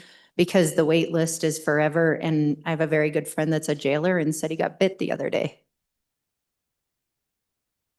Representative Angelos. Thank you, Mr. Chairman. So yes, and if you look in the budget book on 111, and you can kind of scroll down, it is currently contracts on 100 therapeutic community treatment beds per day. That's what their contract is. And so yes, it basically, due to the economic conditions, overall increase in the cost, the per diem rate has increased. So it's to cover those additional expenses for treatment beds. Yeah. Is that what you were asking? Maybe I misunderstood the question. Representative Jarvis. Not quite, because typically per diem is travel and reimbursement for food and like the getting there. And so I was just kind of questioning, like, when we're asking therapeutic community for reimbursement to get there, like, what is What is the role of this therapeutic community specifically? Representative Smith.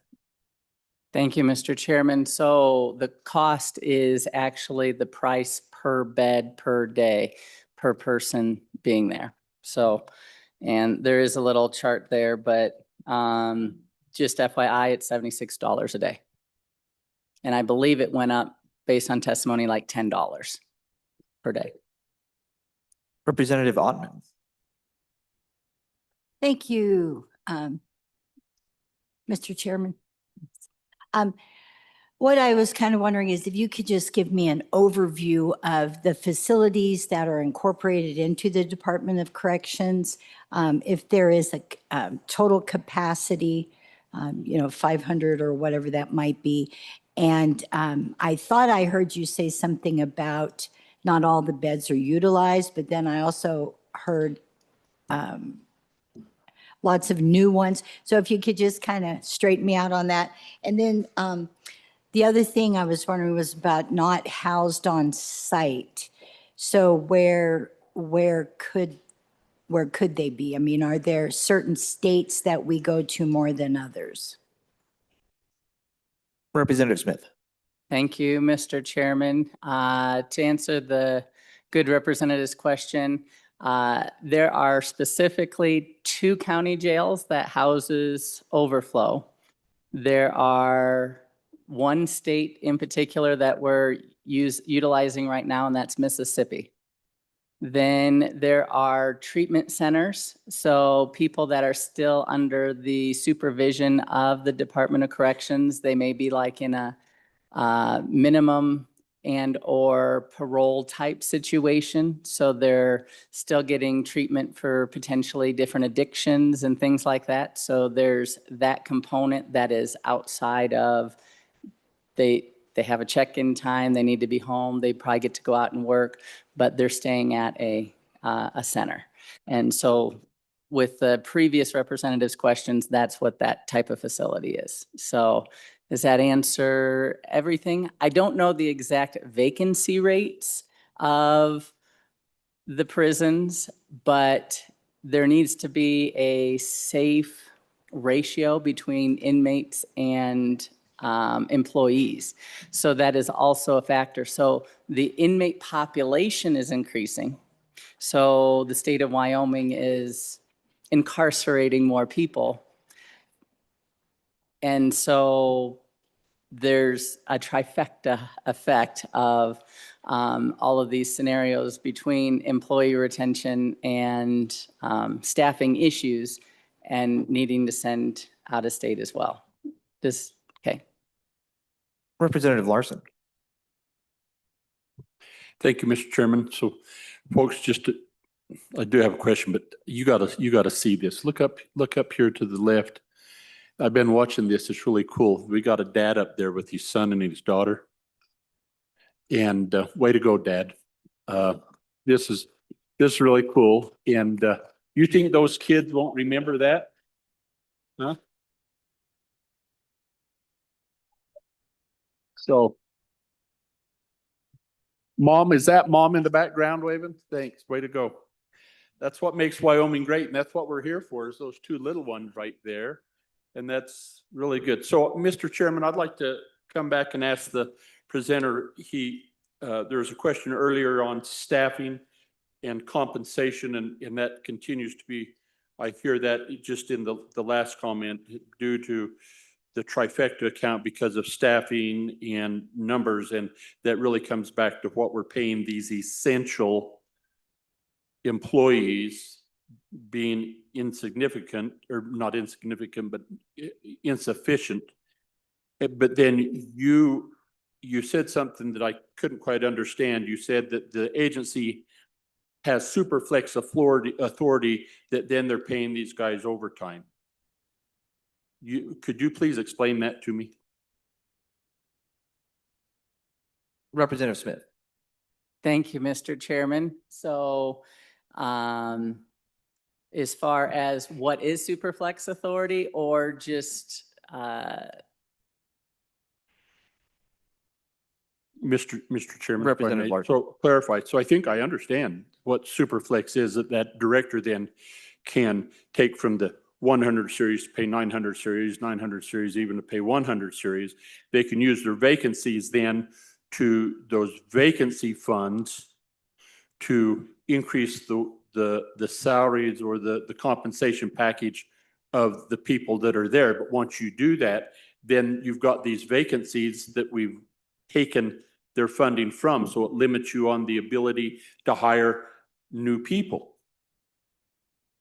And so there's got to be a true up. But then I'm trying to understand, you noted somewhere in there overtime that they were using somehow getting this, but you can only pay overtime if they weren't overtime. And so if you can tie all of that together for me a little bit on what the intent of that conversation was, and if you can help me understand how can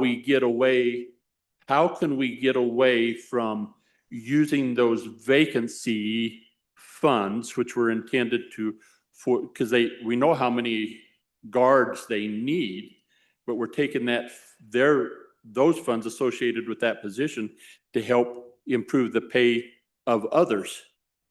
So how do we resolve that to where we can pay them adequately and have the right number? Representative Smith. Thank you, Mr. Chairman.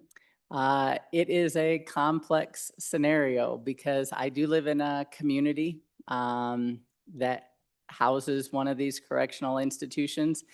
And when they do recruiting out of state, I do find it fascinating that some of them stay just long enough to be vested, and spouses don't always like to be so far away from Walmart. And so you have those kinds of issues. Oh, sorry. Big box stores nearby. And so I would say it is, sometimes people come to Wyoming wishing one culture and it's different than they expect. So you have cultural aspects, you have pay. I don't think pay is always the right direction, because I think everyone is motivated differently. And so, for instance, there was a job I've worked that I didn't like, and it didn't matter how much they paid me, I didn't like going to work. And so I think there's a lot of elements where one time they offered a bonus, and part of the bonus, I didn't care about the extra pay in the bonus. What I cared about was the more days off. And so I think I do like our current leadership. I think the director is doing a fabulous job with what he's been dealt. He has a lot of great plans on the horizon. Speaking with him, one of the great ideas that I was aware of is the facility in my community. When they built it originally over 10 years ago, they prepped part of the building and have two different shells waiting to be built for expansion. Well, one idea that he has is if we funded minimum security inmates, we could turn it into more of a dormitory style. So then the ratios don't have to be as high, but that would still require more staffing. It would also require more funding. And so there's a lot involved. I personally don't believe you can just throw money at a problem and fix everything. All right, everyone. And just as a reminder, no proper names of individual entities. Chairman Bear. Thank you, Mr. Chairman. I'd like to add a little bit of color to this conversation because this has been a concern and an issue for some time now. And the question is, will pay raises fix the problem? You could argue that maybe it could. What we're doing is we're continuing down the same path. And I think some of this has to do with not trying to solve all problems at the same time on our part. We certainly would like to, but right now, the director of this agency is having a lot of success at keeping the people he's got and getting a few more people hired. But I want the body to understand This agency has 146 vacancies, 146. So that's why that flex authority is there. It's been there for some time. This problem hasn't been getting completely solved and is continuing. So as people have come to me and say, well, why are there all these vacancies here? Should we reduce those vacancies? And I think that's what the previous appropriator was discussing. Let's get rid of the vacancies, make it match the number of people we really need to have, and let's get rid of the flex authority, and let's pay the people what that flex authority allows us to do. And those are fixes that probably need to happen at some point, but the director, as he's working through this, hiring more people, getting his pay rates right to get rid of losses in employees, I think we're still in the middle of those changing, that moving target, if you will. So with 146 vacancies in there, they still have that flexibility. And we think that right now we're just not ready to change that to a new system, kind of like we do when we do recalibration for K through 12, where we shore up and get everything trued up as to the number of employees and the dollars that go with those employees. So that was our philosophy as we approached this issue. I will say this, that of those 146, there's going to be a conversation later. It was a 148. We reduced that by 2 and gave 2 of those vacancies to another agency. And I'll describe that when we get to that agency. Thank you. Representative Thayer. Thank you, Mr. Chairman. I'm going to continue a little more. I have a couple questions on this increase on essential pay. I think it's fabulous that we are doing the flex time and the overtime. Again, the good appropriator talked about motivated. Everybody's motivated differently. I guess my question is, did the committee receive any data or any information from the department on the safety issue of all this overtime? You know, we have that option to have overtime and flex time, and it's fabulous, but do we have any data for the protection of our state employees? Thank you. Representative Smith. The answer is no, we didn't discuss anything specific like that. So I do know the officers work. Specifically, they work 4 days on and have 4 days off. If you go on to the agency's recruitment video on their website, they talk about, oh, you have 4 days to go hunting and fishing and recreation. But the overtime is usually the officer's choice. Any further discussion?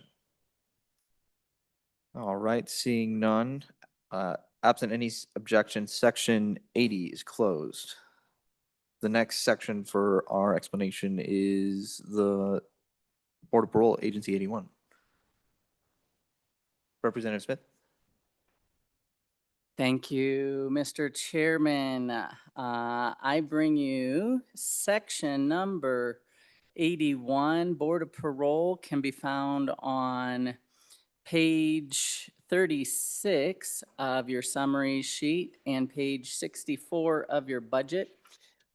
This one, in essence, could have been in our N block, and there are no footnotes, no increases, no TRP. And so I stand for questions. Any discussion? Absent any objection, section 81 is closed. Next section is section 85, the Wyoming Business Council. Representative Smith. Thank you, Mr. Chairman. I bring you Agency 085, Wyoming Business Council. Can be found on page 37 of your status report. And I didn't write down the budget book number. Oh, probably 6465. It is 64 still, is where it begins. All righty. Lot of activity within this agency, and pretty much denied every single request. There is number 4, there was a bill that will not happen, so that eliminates a couple of the footnotes. And There is also going to be a footnote in section 300. Big picture is their regular budget was 54.6 million. JAC reduced it 52.6 million, leaving a total of $2 million for this agency.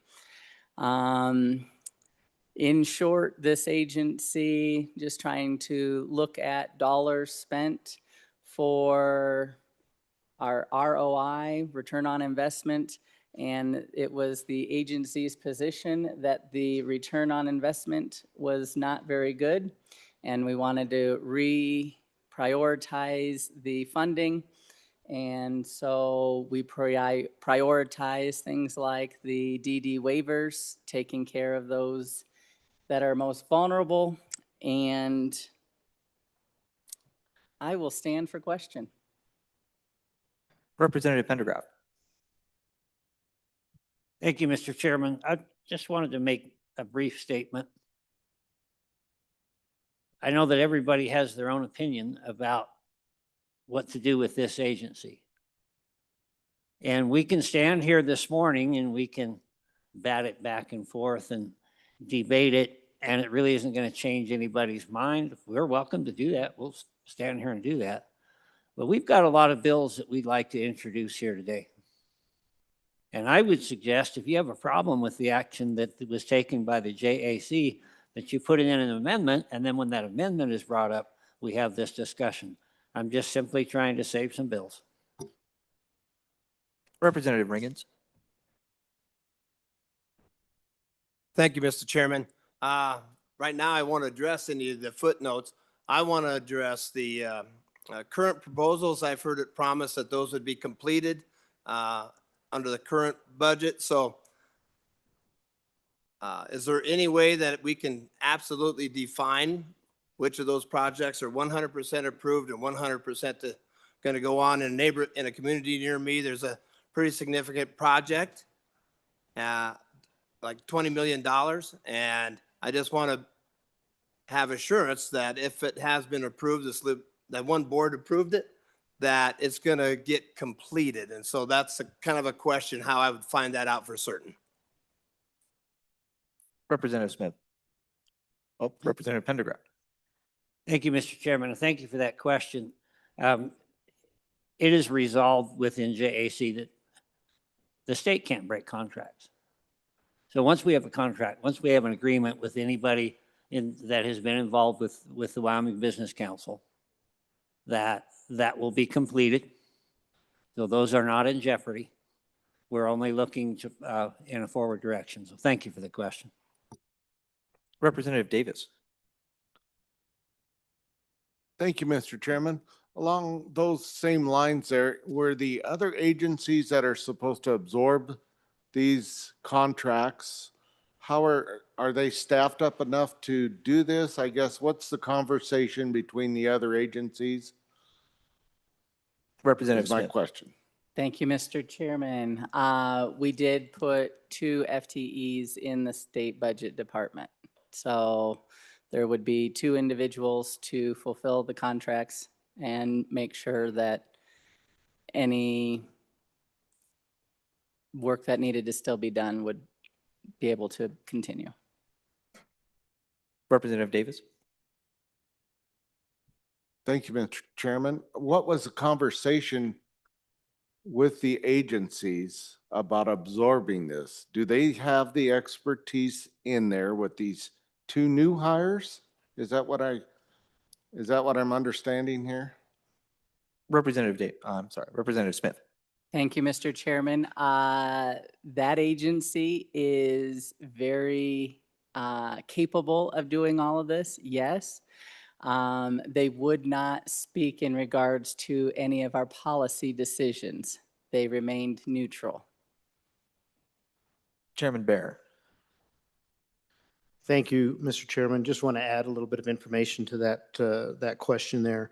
We're going to get into this discussion again in Agency 96, but there is a new initiative within that agency called the Wyoming Grants Office. And so they're already gearing up for that. We're going to be beefing that agency up for that effort. And then in addition to that beef up, we're taking 2 employees and adding them. This is what I mentioned earlier about they came from corrections, those 146 vacancies. We took 2 and we put them into that agency. And yeah, they're capable. There were discussions with the director of that agency, making sure that we had them properly funded and properly set up to handle this. Representative Davis. Thank you, Mr. Chairman. So then I'd assume that the TRP would be updated in that agency specifically for this actions? Chairman Bear. That agency had no concerns about our TRP actions. Representative Filer. Thanks, Mr. Chairman. I think I've got probably 50 questions about this, but I'll kind of limit it a little bit. So we say we're gonna hire 2 people to handle a whole entire agency's work in a department that we say is already gearing up before we even pass this. So we're asking a department to do something now that we haven't even appropriated or even passed to do? Is that what I hear? Chairman Bear. Thank you, Mr. Chairman. No, that's not what you hear. They've been gearing up to be a service to the state, both agencies and the public, in regards to grants. And they've already been performing this with 0 staff, but we're going to be adding staff to make them even more successful. In addition to that staff, we're giving them personnel to be able to handle the closing out of any business that this agency is doing. So they're providing grants efforts, and now they'll be handling some loan efforts as well. Representative Filer. Thanks, Mr. Chairman. Well, within that grants agency, and if we add 2 people to them, what is the total number of employees that they have in that agency now that can handle a whole other agency's work? Chairman Bear. Again, I've already described how many people are being added to it. It was being operated with 0. And so remember, we're not performing the duties of the other agency. We're just closing out the activities of that agency. So that's all we've geared them up for, is close out those activities. Representative Smith. Thank you, Mr. Chairman. And in regards to the current agency that we're discussing, has 6 people doing that job as of right now. The current number of employees under Agency 96 that will be housing it already has 10 employees. Representative Connolly. Thank you. I would like for someone to explain the rationale, if you could, behind the decision to deny the Wyoming Small Business Development Center network. What was the background or the reasoning to basically eliminate that?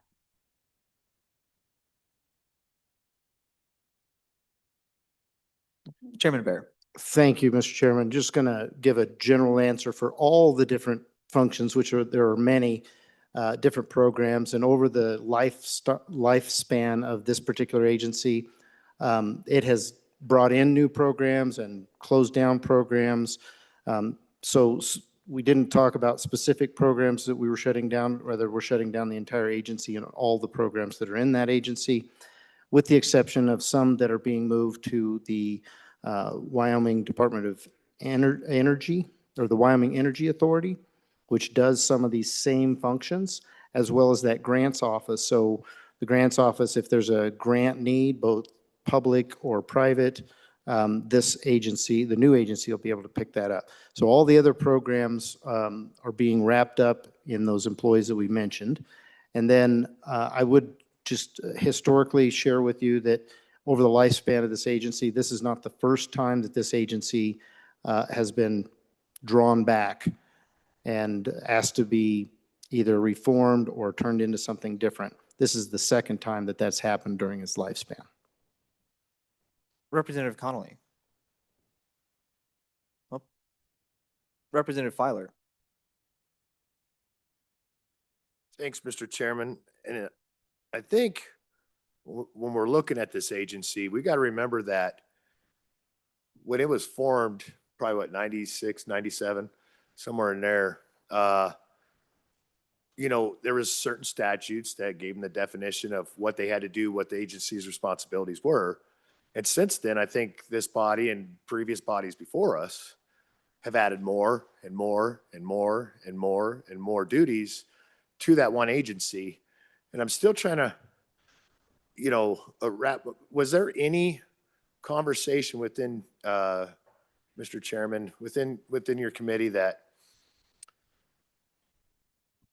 we just look at a way of just completely getting rid of it? Or was there anything that we looked at to say, okay, this is working good, this is working good, this is working good, maybe not so good here, and maybe try to, instead of just destroying a whole agency for economic development here in the state of Wyoming, to nothing? Representative Pendergraft. Thank you, Mr. Chairman, and thank you for that question. I have had hours of discussion with the CEO of this particular organization. This organization is a quasi-government organization, which means they don't play by the same rules as other agencies. When they were first formed, for example, the Constitution had to be amended to allow them to do what they do. They were not authorized to have any staff. If you have a football team, we'll call it a professional football team, and a coach comes in there and he has a particular mentality, this particular way of doing it, and he brings in his staff. He's got his other coaches that have bought into his system. And the owners of the team look at that and say, you know what, after 4 or 5 years, this just isn't working. We're not getting the kind of return on investment. We're not getting the results that we want. So we're going to fire the coach. But if you leave the rest of the staff there, that mentality, that worldview, that idea of how we do things remains. This CEO has said a number of things. One of them, government isn't big enough. He has said that the free market is dead. We asked him how much he would need to do his job properly. He said, I need $1 billion. Well, we don't have $1 billion.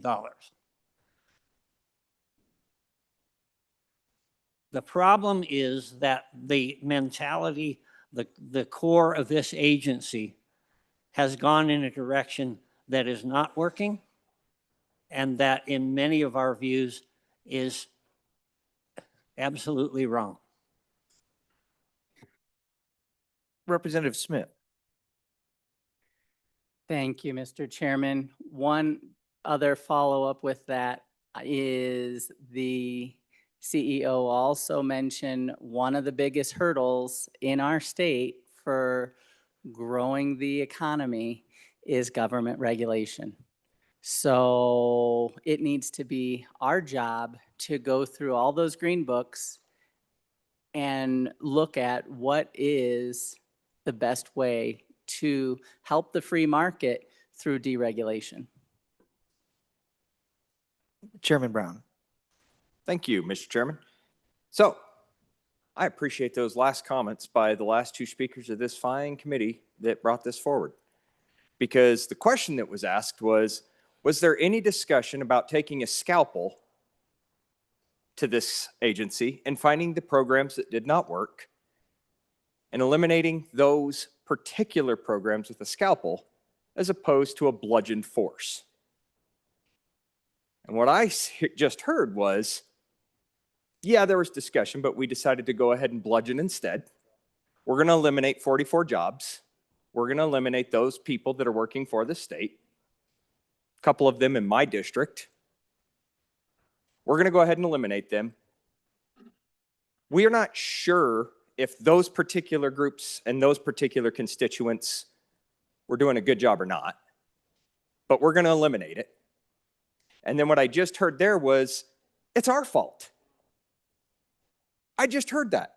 It's our fault, ladies and gentlemen. If we're the problem, then why are we not going into the books and fixing those problems instead of eliminating 44 jobs of people that are working their tails off to try to diversify our economy, trying to bring in new business? Now, I also heard a few speakers ago that this was a good opportunity, and this is the second time that this has come up. Agreed. I've actually been a proponent of going after this and trying to retool exactly what they're doing, but good representative from the middle part of the state here talked about the SBDC groups, small business development centers. If you don't know what those are, ladies and gentlemen, I would encourage you to just Google that. Phenomenal programs. You want to start a business, you go to the SBDC, you ask them, what do I need to do to start a business? And they literally walk you through the entire process. I don't know what to do sometimes. Maybe there's an 18-year-old that's got a fantastic idea to start a mowing business and doesn't know where to turn. Well, you take them to the SBDC. We eliminate this, those offices go away across the state in every single one of your communities. These are good little programs. These are programs that I think do work. Are there areas that don't work? Absolutely. So I'm going to re-ask the question again. Is there or was there a discussion directly with the CEO? What I heard was this CEO has said too many things and done too many things. I did not hear, did we look at a scalpel and try to identify the projects and the programs that were working well and try to keep those? I would like to know that answer directly if I could, please. Thank you. Representative Pendergraft, and before we continue, please do not name your individual browser system. All right.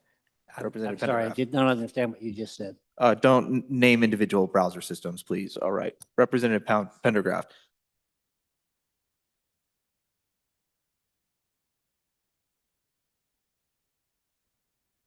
Thank you for that question. The question was, did we have discussions about individual programs, maybe going with the scalpel?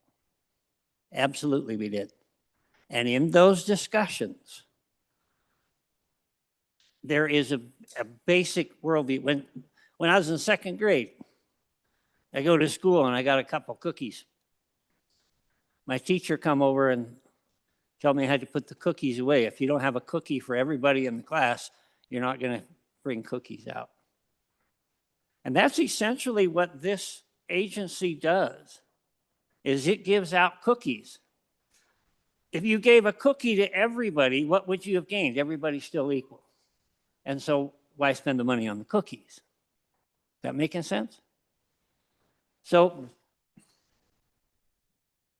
the programs, many of the programs are inherently, in my view, and in the view of many of my compatriots, wrong-headed. We already talked about the people. Okay, so we just maybe change the programs, but leave the staff there. We're worried about that staff. I'm worried about the 80 people up in the northwest part of the state who work for a laboratory that are out of a job. But I don't want to get into the tit for tat right now. We've got bills that need to come. But yes, we had those discussions at length. I had literally hours of discussions with the CEO of this. And from my view, and from the view of many of the people that I work with, the programs were improper, were not the proper role of government, and the people who were doing it had a bent and a worldview that we did not accept with. There are 93 people that have that. I'm only one. If you want to bring an amendment, bring an amendment. We'll talk about it. Mr. Chairman. Speaker Pro Tem Haroldson.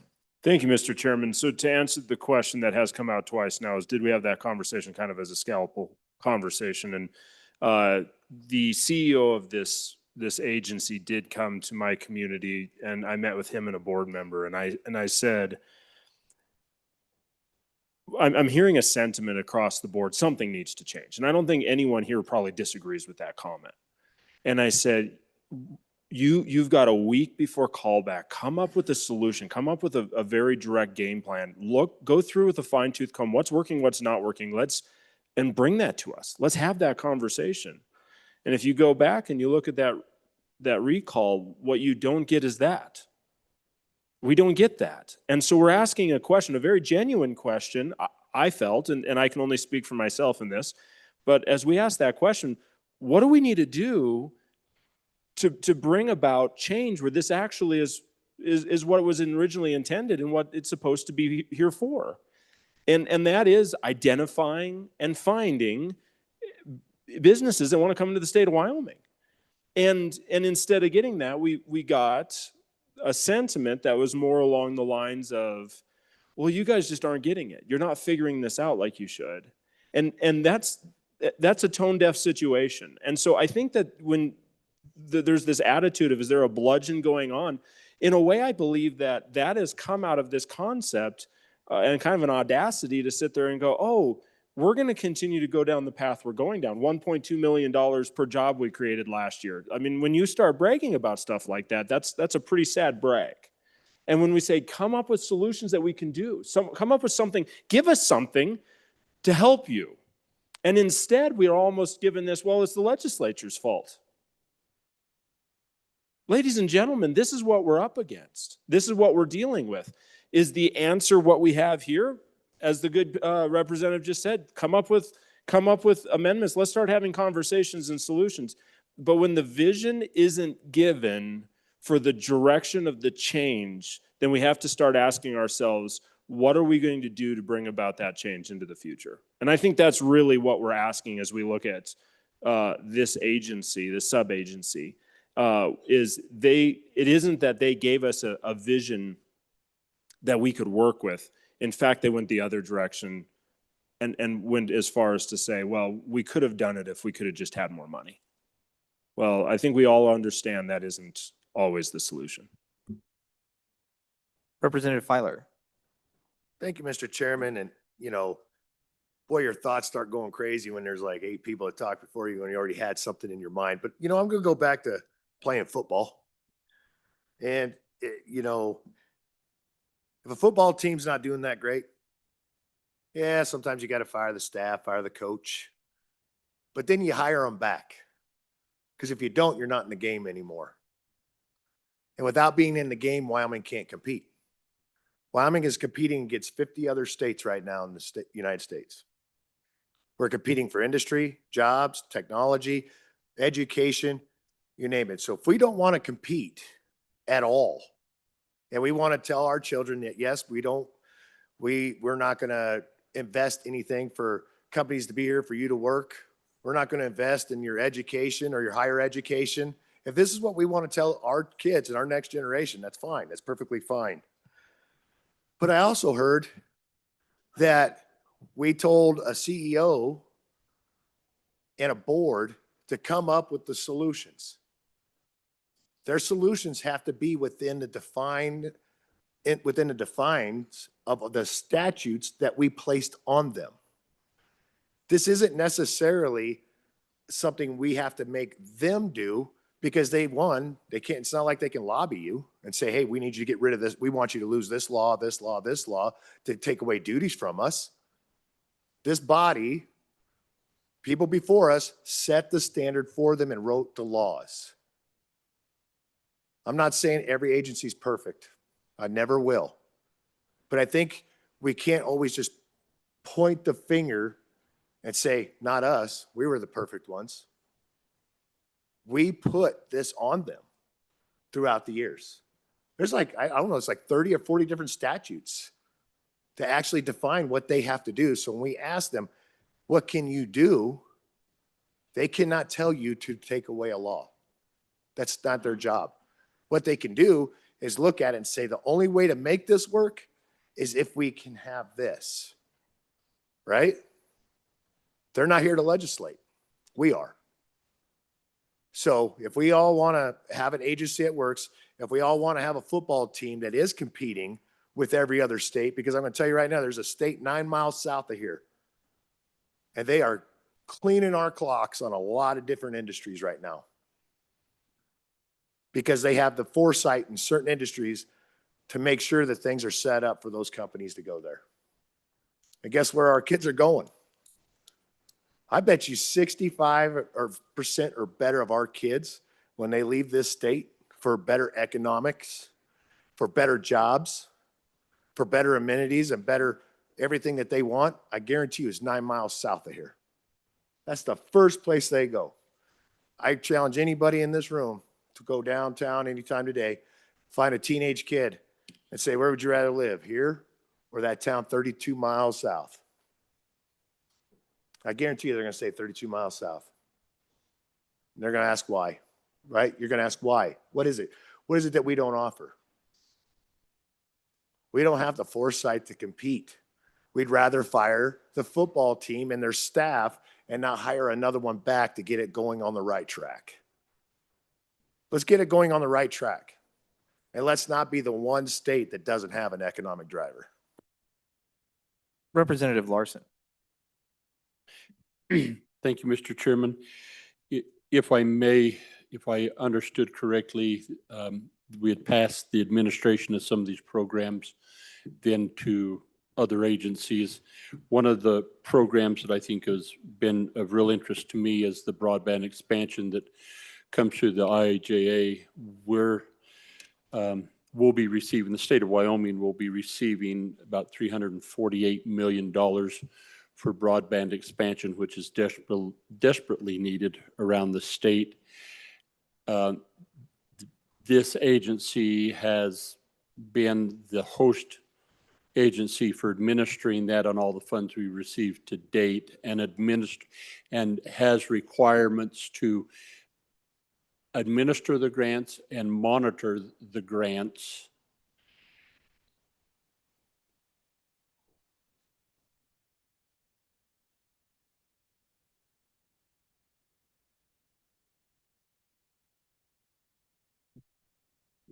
Was that all, Representative Larson? No, I just was, none of the committee was up there to talk to, Mr. Chairman, so I was waiting for him to get recalibrated. So, so is it with this BEAD money, this current agency administers and then has to monitor the expenditure of all of that?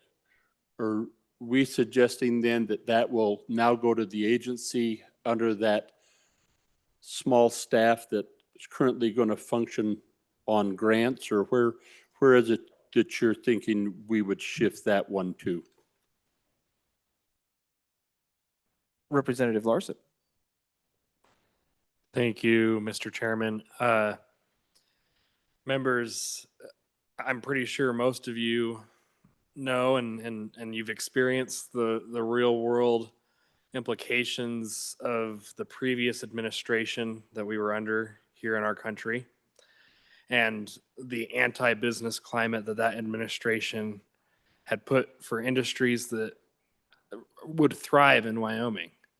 So my question to the Appropriations Committee is, was there any thought and when you were making this decision in the external forces that they had to deal with, this agency had to deal with in the business sector?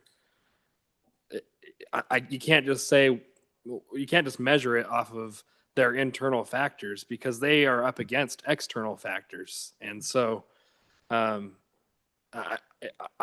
think the current administration we have right now is a lot more friendly to businesses that would thrive here in Wyoming, and therefore they probably would see a higher intake of businesses that they can support and help develop an industry here. So that's my question. Chairman Bear? Nope. All right. Representative Wiley. Thank you, Mr. Chairman. You know, sitting here today, it kind of feels like a cool midnight ride in 1775, and I'm holding a lantern, right? You know, we're not talking about cookies.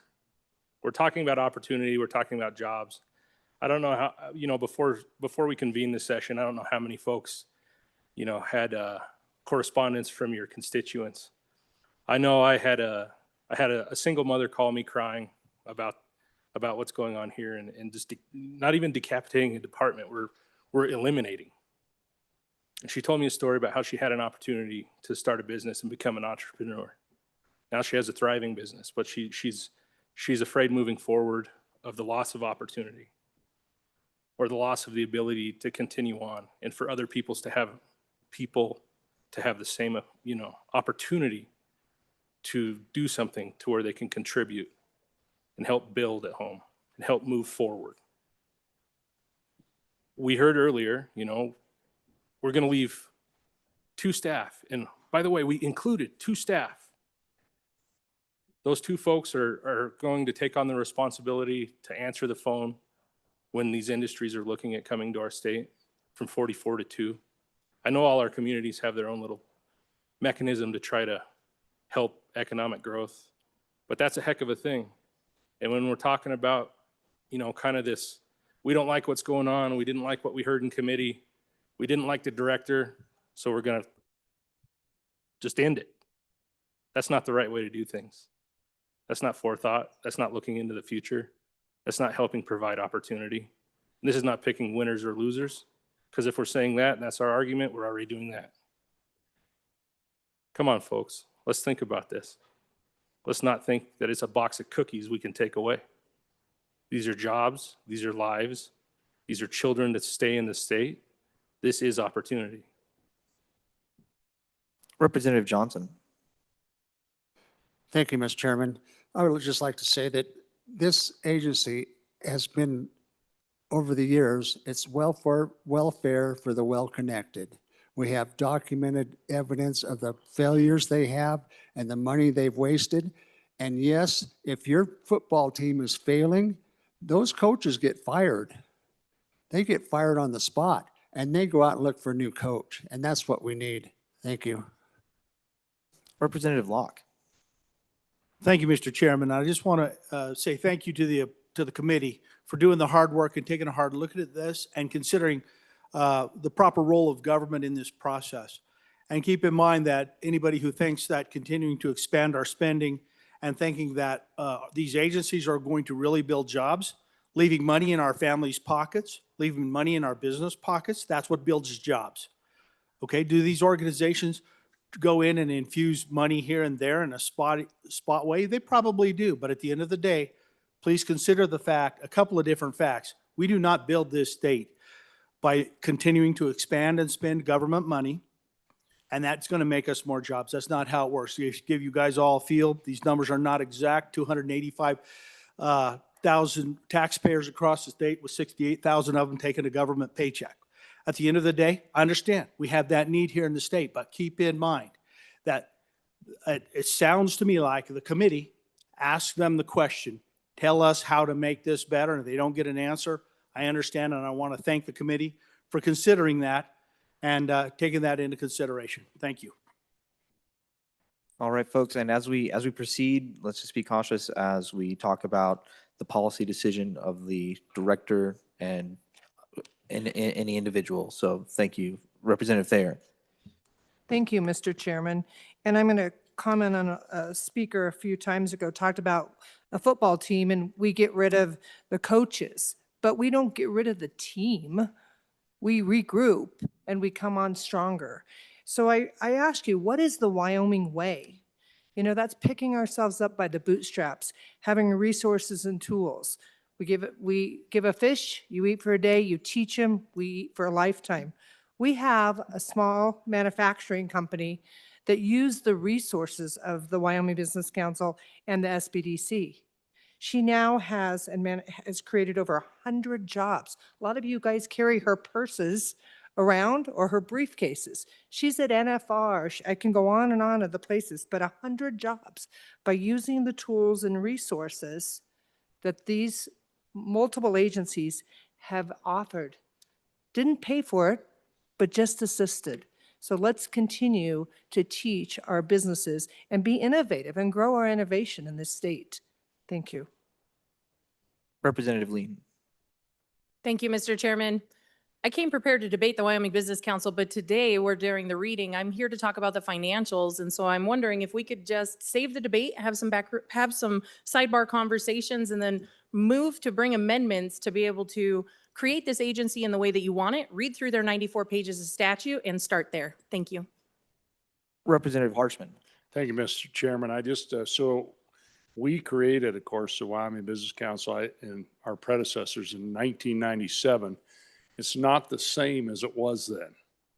I mean, it's been continually changed over the decades. And that's what we do, right? We respond. But I think some of these numbers, this $1 million a job, those things are not accurate. I just want to say that on the floor. It's not accurate. And I think you need to sit down with those folks, but talk to your communities. You know, Wyoming is a unique thing. We've had this energy that has funded us so well, and we've tried to like move into manufacturing, and it's kind of this chicken or the egg thing. We don't have enough people to have a big manufacturing, and so we don't have enough manufacturing to draw more people. And so we really focused on the small manufacturing. Our economy is growing, tourism is growing, our service, our small manufacturing, the gun industry we've brought to this state's incredible. That didn't happen by accident. That was this group, along with leadership, that went out and recruit. Just like Governor Hathaway did with the coal industry when he took it from Montana. Less overburden in Montana, that's where it should be. But it was forward-thinking leaders. And I just think in my own town, in Evansville, I think I'd say Evansville, you drive along the interstate, there is a major deal going on with some of the coolest entrepreneurs in Wyoming. They're Casper kids. We're going to move out of state and now have expanded 260 more jobs. Casper College is going to train them. And these are career jobs. That's what we're talking about.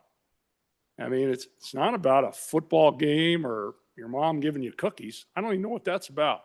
This is about people. It's about being smart. Early days of this business council, we used to do a lot of curb and gutter. We built business parks, and we thought, and then we adjusted that. But we're still doing a lot of infrastructure work, because that's a big expense on that. We aren't giving money to people. We do have loans. Those are loan programs set up by the legislature long before most of us were ever serving here. And then those are paid back. I think it's a 0 default rate on any of those programs that we have set up. So let's be smart about this, eye on the future. If you look at this agency, it has not changed. The budget has been basically the same for 15 years. Yeah, COVID had a huge deal because we tasked them to do COVID, but several of you received COVID relief funds through your businesses that this agency administered. You're all on the website. I've seen how much you got. I mean, we all see it out there. And so thank goodness we had them to do that work. And so I just think let's be thinking our eye on the future, our eye on the horizon. This is less than a 0.1% of our budget. And we're trying to continue to build Wyoming with our eye on the horizon for the next generation, not some game or cookies or some other deal. Okay, so it's about people. So thank you, Mr. Chairman. Representative Heft. Thank you, Mr. Chairman. It is about people. I've had folks in my very own district reach out to me concerned about this agency, who have built businesses with their own 2 hands and the sweat of their brow in a harsh land where work comes hard and things don't come easy, only to have a business move in with a grant from an agency to compete directly with the business that they worked hard for decades to build and cut up a very thin piece of pie even thinner. As we look at this, let's take a good look at that. Let's make sure we do the right thing with this agency. I've also got a constituent that's very concerned that this agency really was started, and there's some state constitutional questions that go along with it. Should we even have started this agency? Let's think about those things. Let's get this resolved. Let's come together and figure this thing out. Representative Brady. Thank you, Mr. Speaker. Just a comment, this goes back to the speaker prior, who questioned the accuracy of the costs, overall costs per jobs, yet fail to say what is accurate. So if that speaker would care to come up and say if it's what was provided, cost per job overall, what is accurate? Representative Schmidt. Thank you, Mr. Chairman. I'm not sure where I'm at on this, in all honesty. I know what my personal beliefs are, but I've got constituents that are worried about this agency. They've used them, it's helped them. I've got some programs or some people out there that within our county, workers that have used it for programs and things that have helped our county. But I'll tell you, this agency's what, 25, 30 years old maybe? What the heck did we do before the Wyoming Business Council? I know what I did. I had $1,500 to my name and a father-in-law that believed in me. And he took me to the bank and he got me an operating loan. 16 years later, I had 300 people working for me and I sold the company to a private equity firm and I started 2 more since then. What's wrong with that? Isn't that the real growth we need? The real drive we need for those kind of businesses to succeed in this state? That's where my head is as far as getting businesses going. I see some value in this organization if we can use it to promote our state, not jingle sacks of cash. To me, that's almost a form of ill repute. Let's use it to promote this state. Make sure we've got our cities and our towns and our counties prepared and ready for business. And when they come to this state, they can look at it and say, wow, these guys are ready to go. They've got industrial parks. They've got streets and sewers and water systems. They're business ready. Let's promote our state. Don't sell it. Don't sell it with a sack full of cash. Entrepreneurs do better when they have to make it work. Thank you. Chairman Washut. Thank you, Mr. Chairman. This has been really a great debate. I think a lot of passion, a lot of information. I think the point's been made. At this stage of the game, I think it's now time for us to step back, prepare amendments, come up with proposed solutions, and we can debate those at the proper time. But we got people waiting to testify in committees. I think we need to wrap this up. That's been my ask. Representative Angeles. Thank you, Mr. Chairman.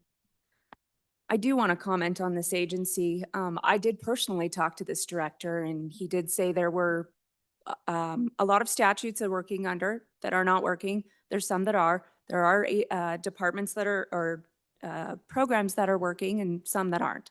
I do feel that is his job to let us know what those are, because that helps that council as well, because they know where that's going. But when I and all of us here are responsible for the taxpayers' dollars, when there are concerns with an agency, and I've heard it from everybody, everybody has concerns, whatever those are with this, when there are either accusations, it is our job to look at that. And we champion this at the federal level.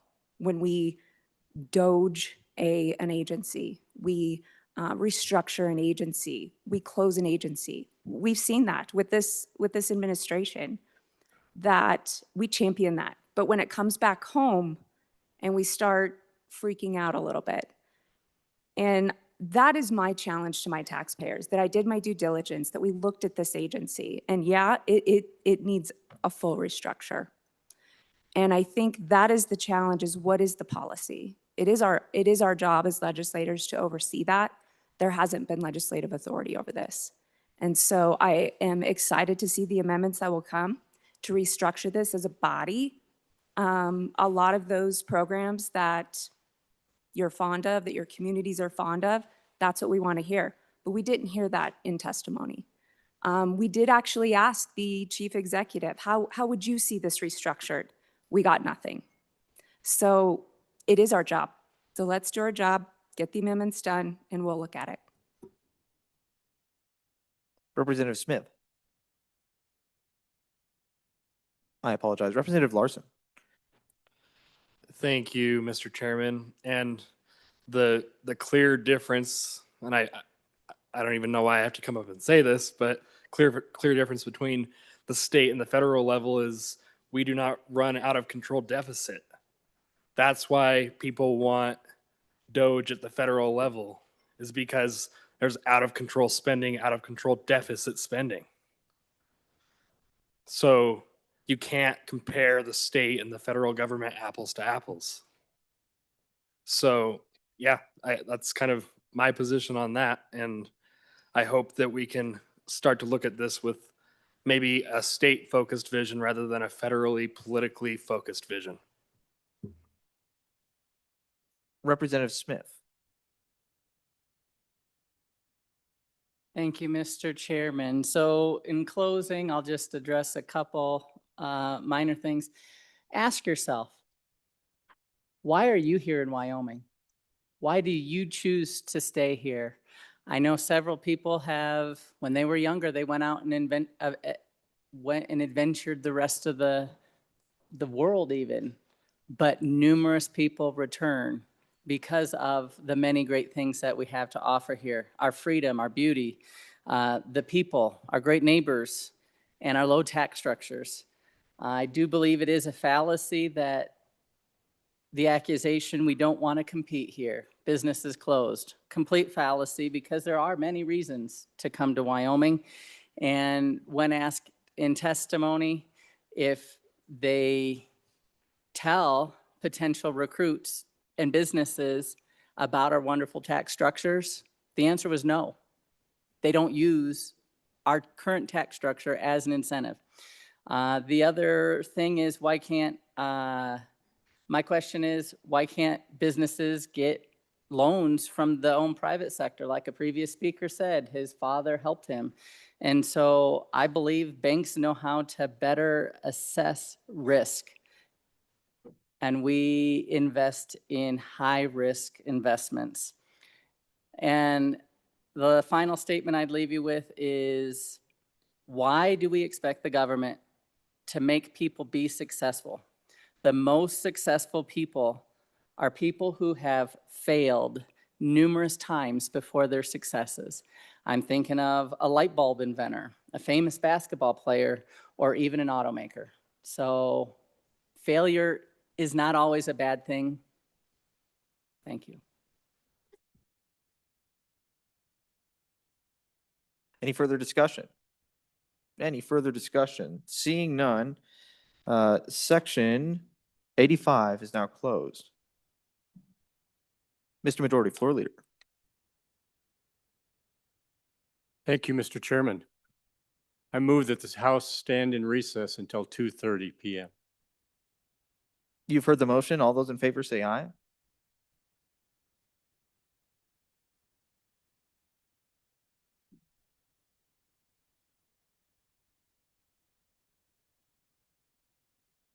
Sorry, folks.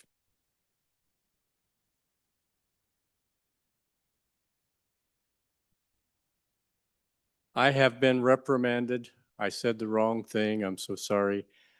Mr. Chairman,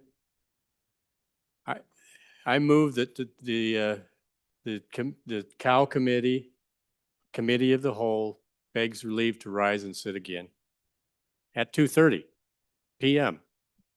on February 13th. You've heard the motion. All those in favor say aye. Those opposed, no.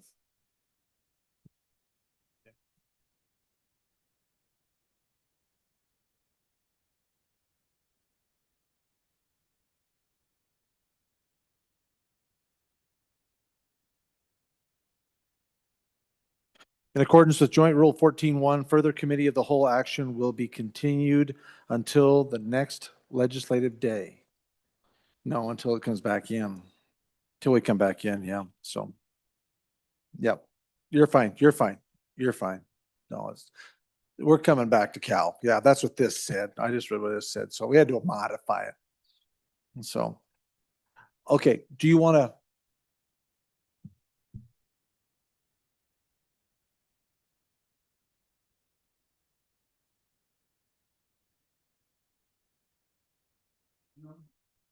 We're trying to make sure we get the verbiage right here so that we don't create any problems for ourselves. So we will be coming back in at 2:30.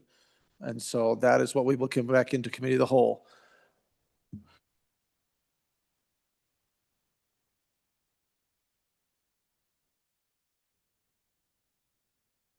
Committee announcements. Representative Knapp. Mr. Speaker, thank you. Your committee number 7 will meet in E005 upon noon recess for House Bill 92, House Bill 140, and House Bill 144. Thank you, Representative. Any other committee announcements? Representative Sherwood, please. Thank you, Mr. Chairman. Your committee number 2 appropriations will meet in 10 minutes to discuss House Bill 130, Second Amendment Protection Act, House Bill 95, Concealed Carry Colleges and Universities, House Bill 96, Carrying of Concealed Weapons, Age Requirements, House Bill 97, Second Amendment Financial Act Amendments, and re-referrals as assigned. Thank you, Representative. Any other announcements? Committee announcements? Seeing none, the House will stand in recess until 2:30.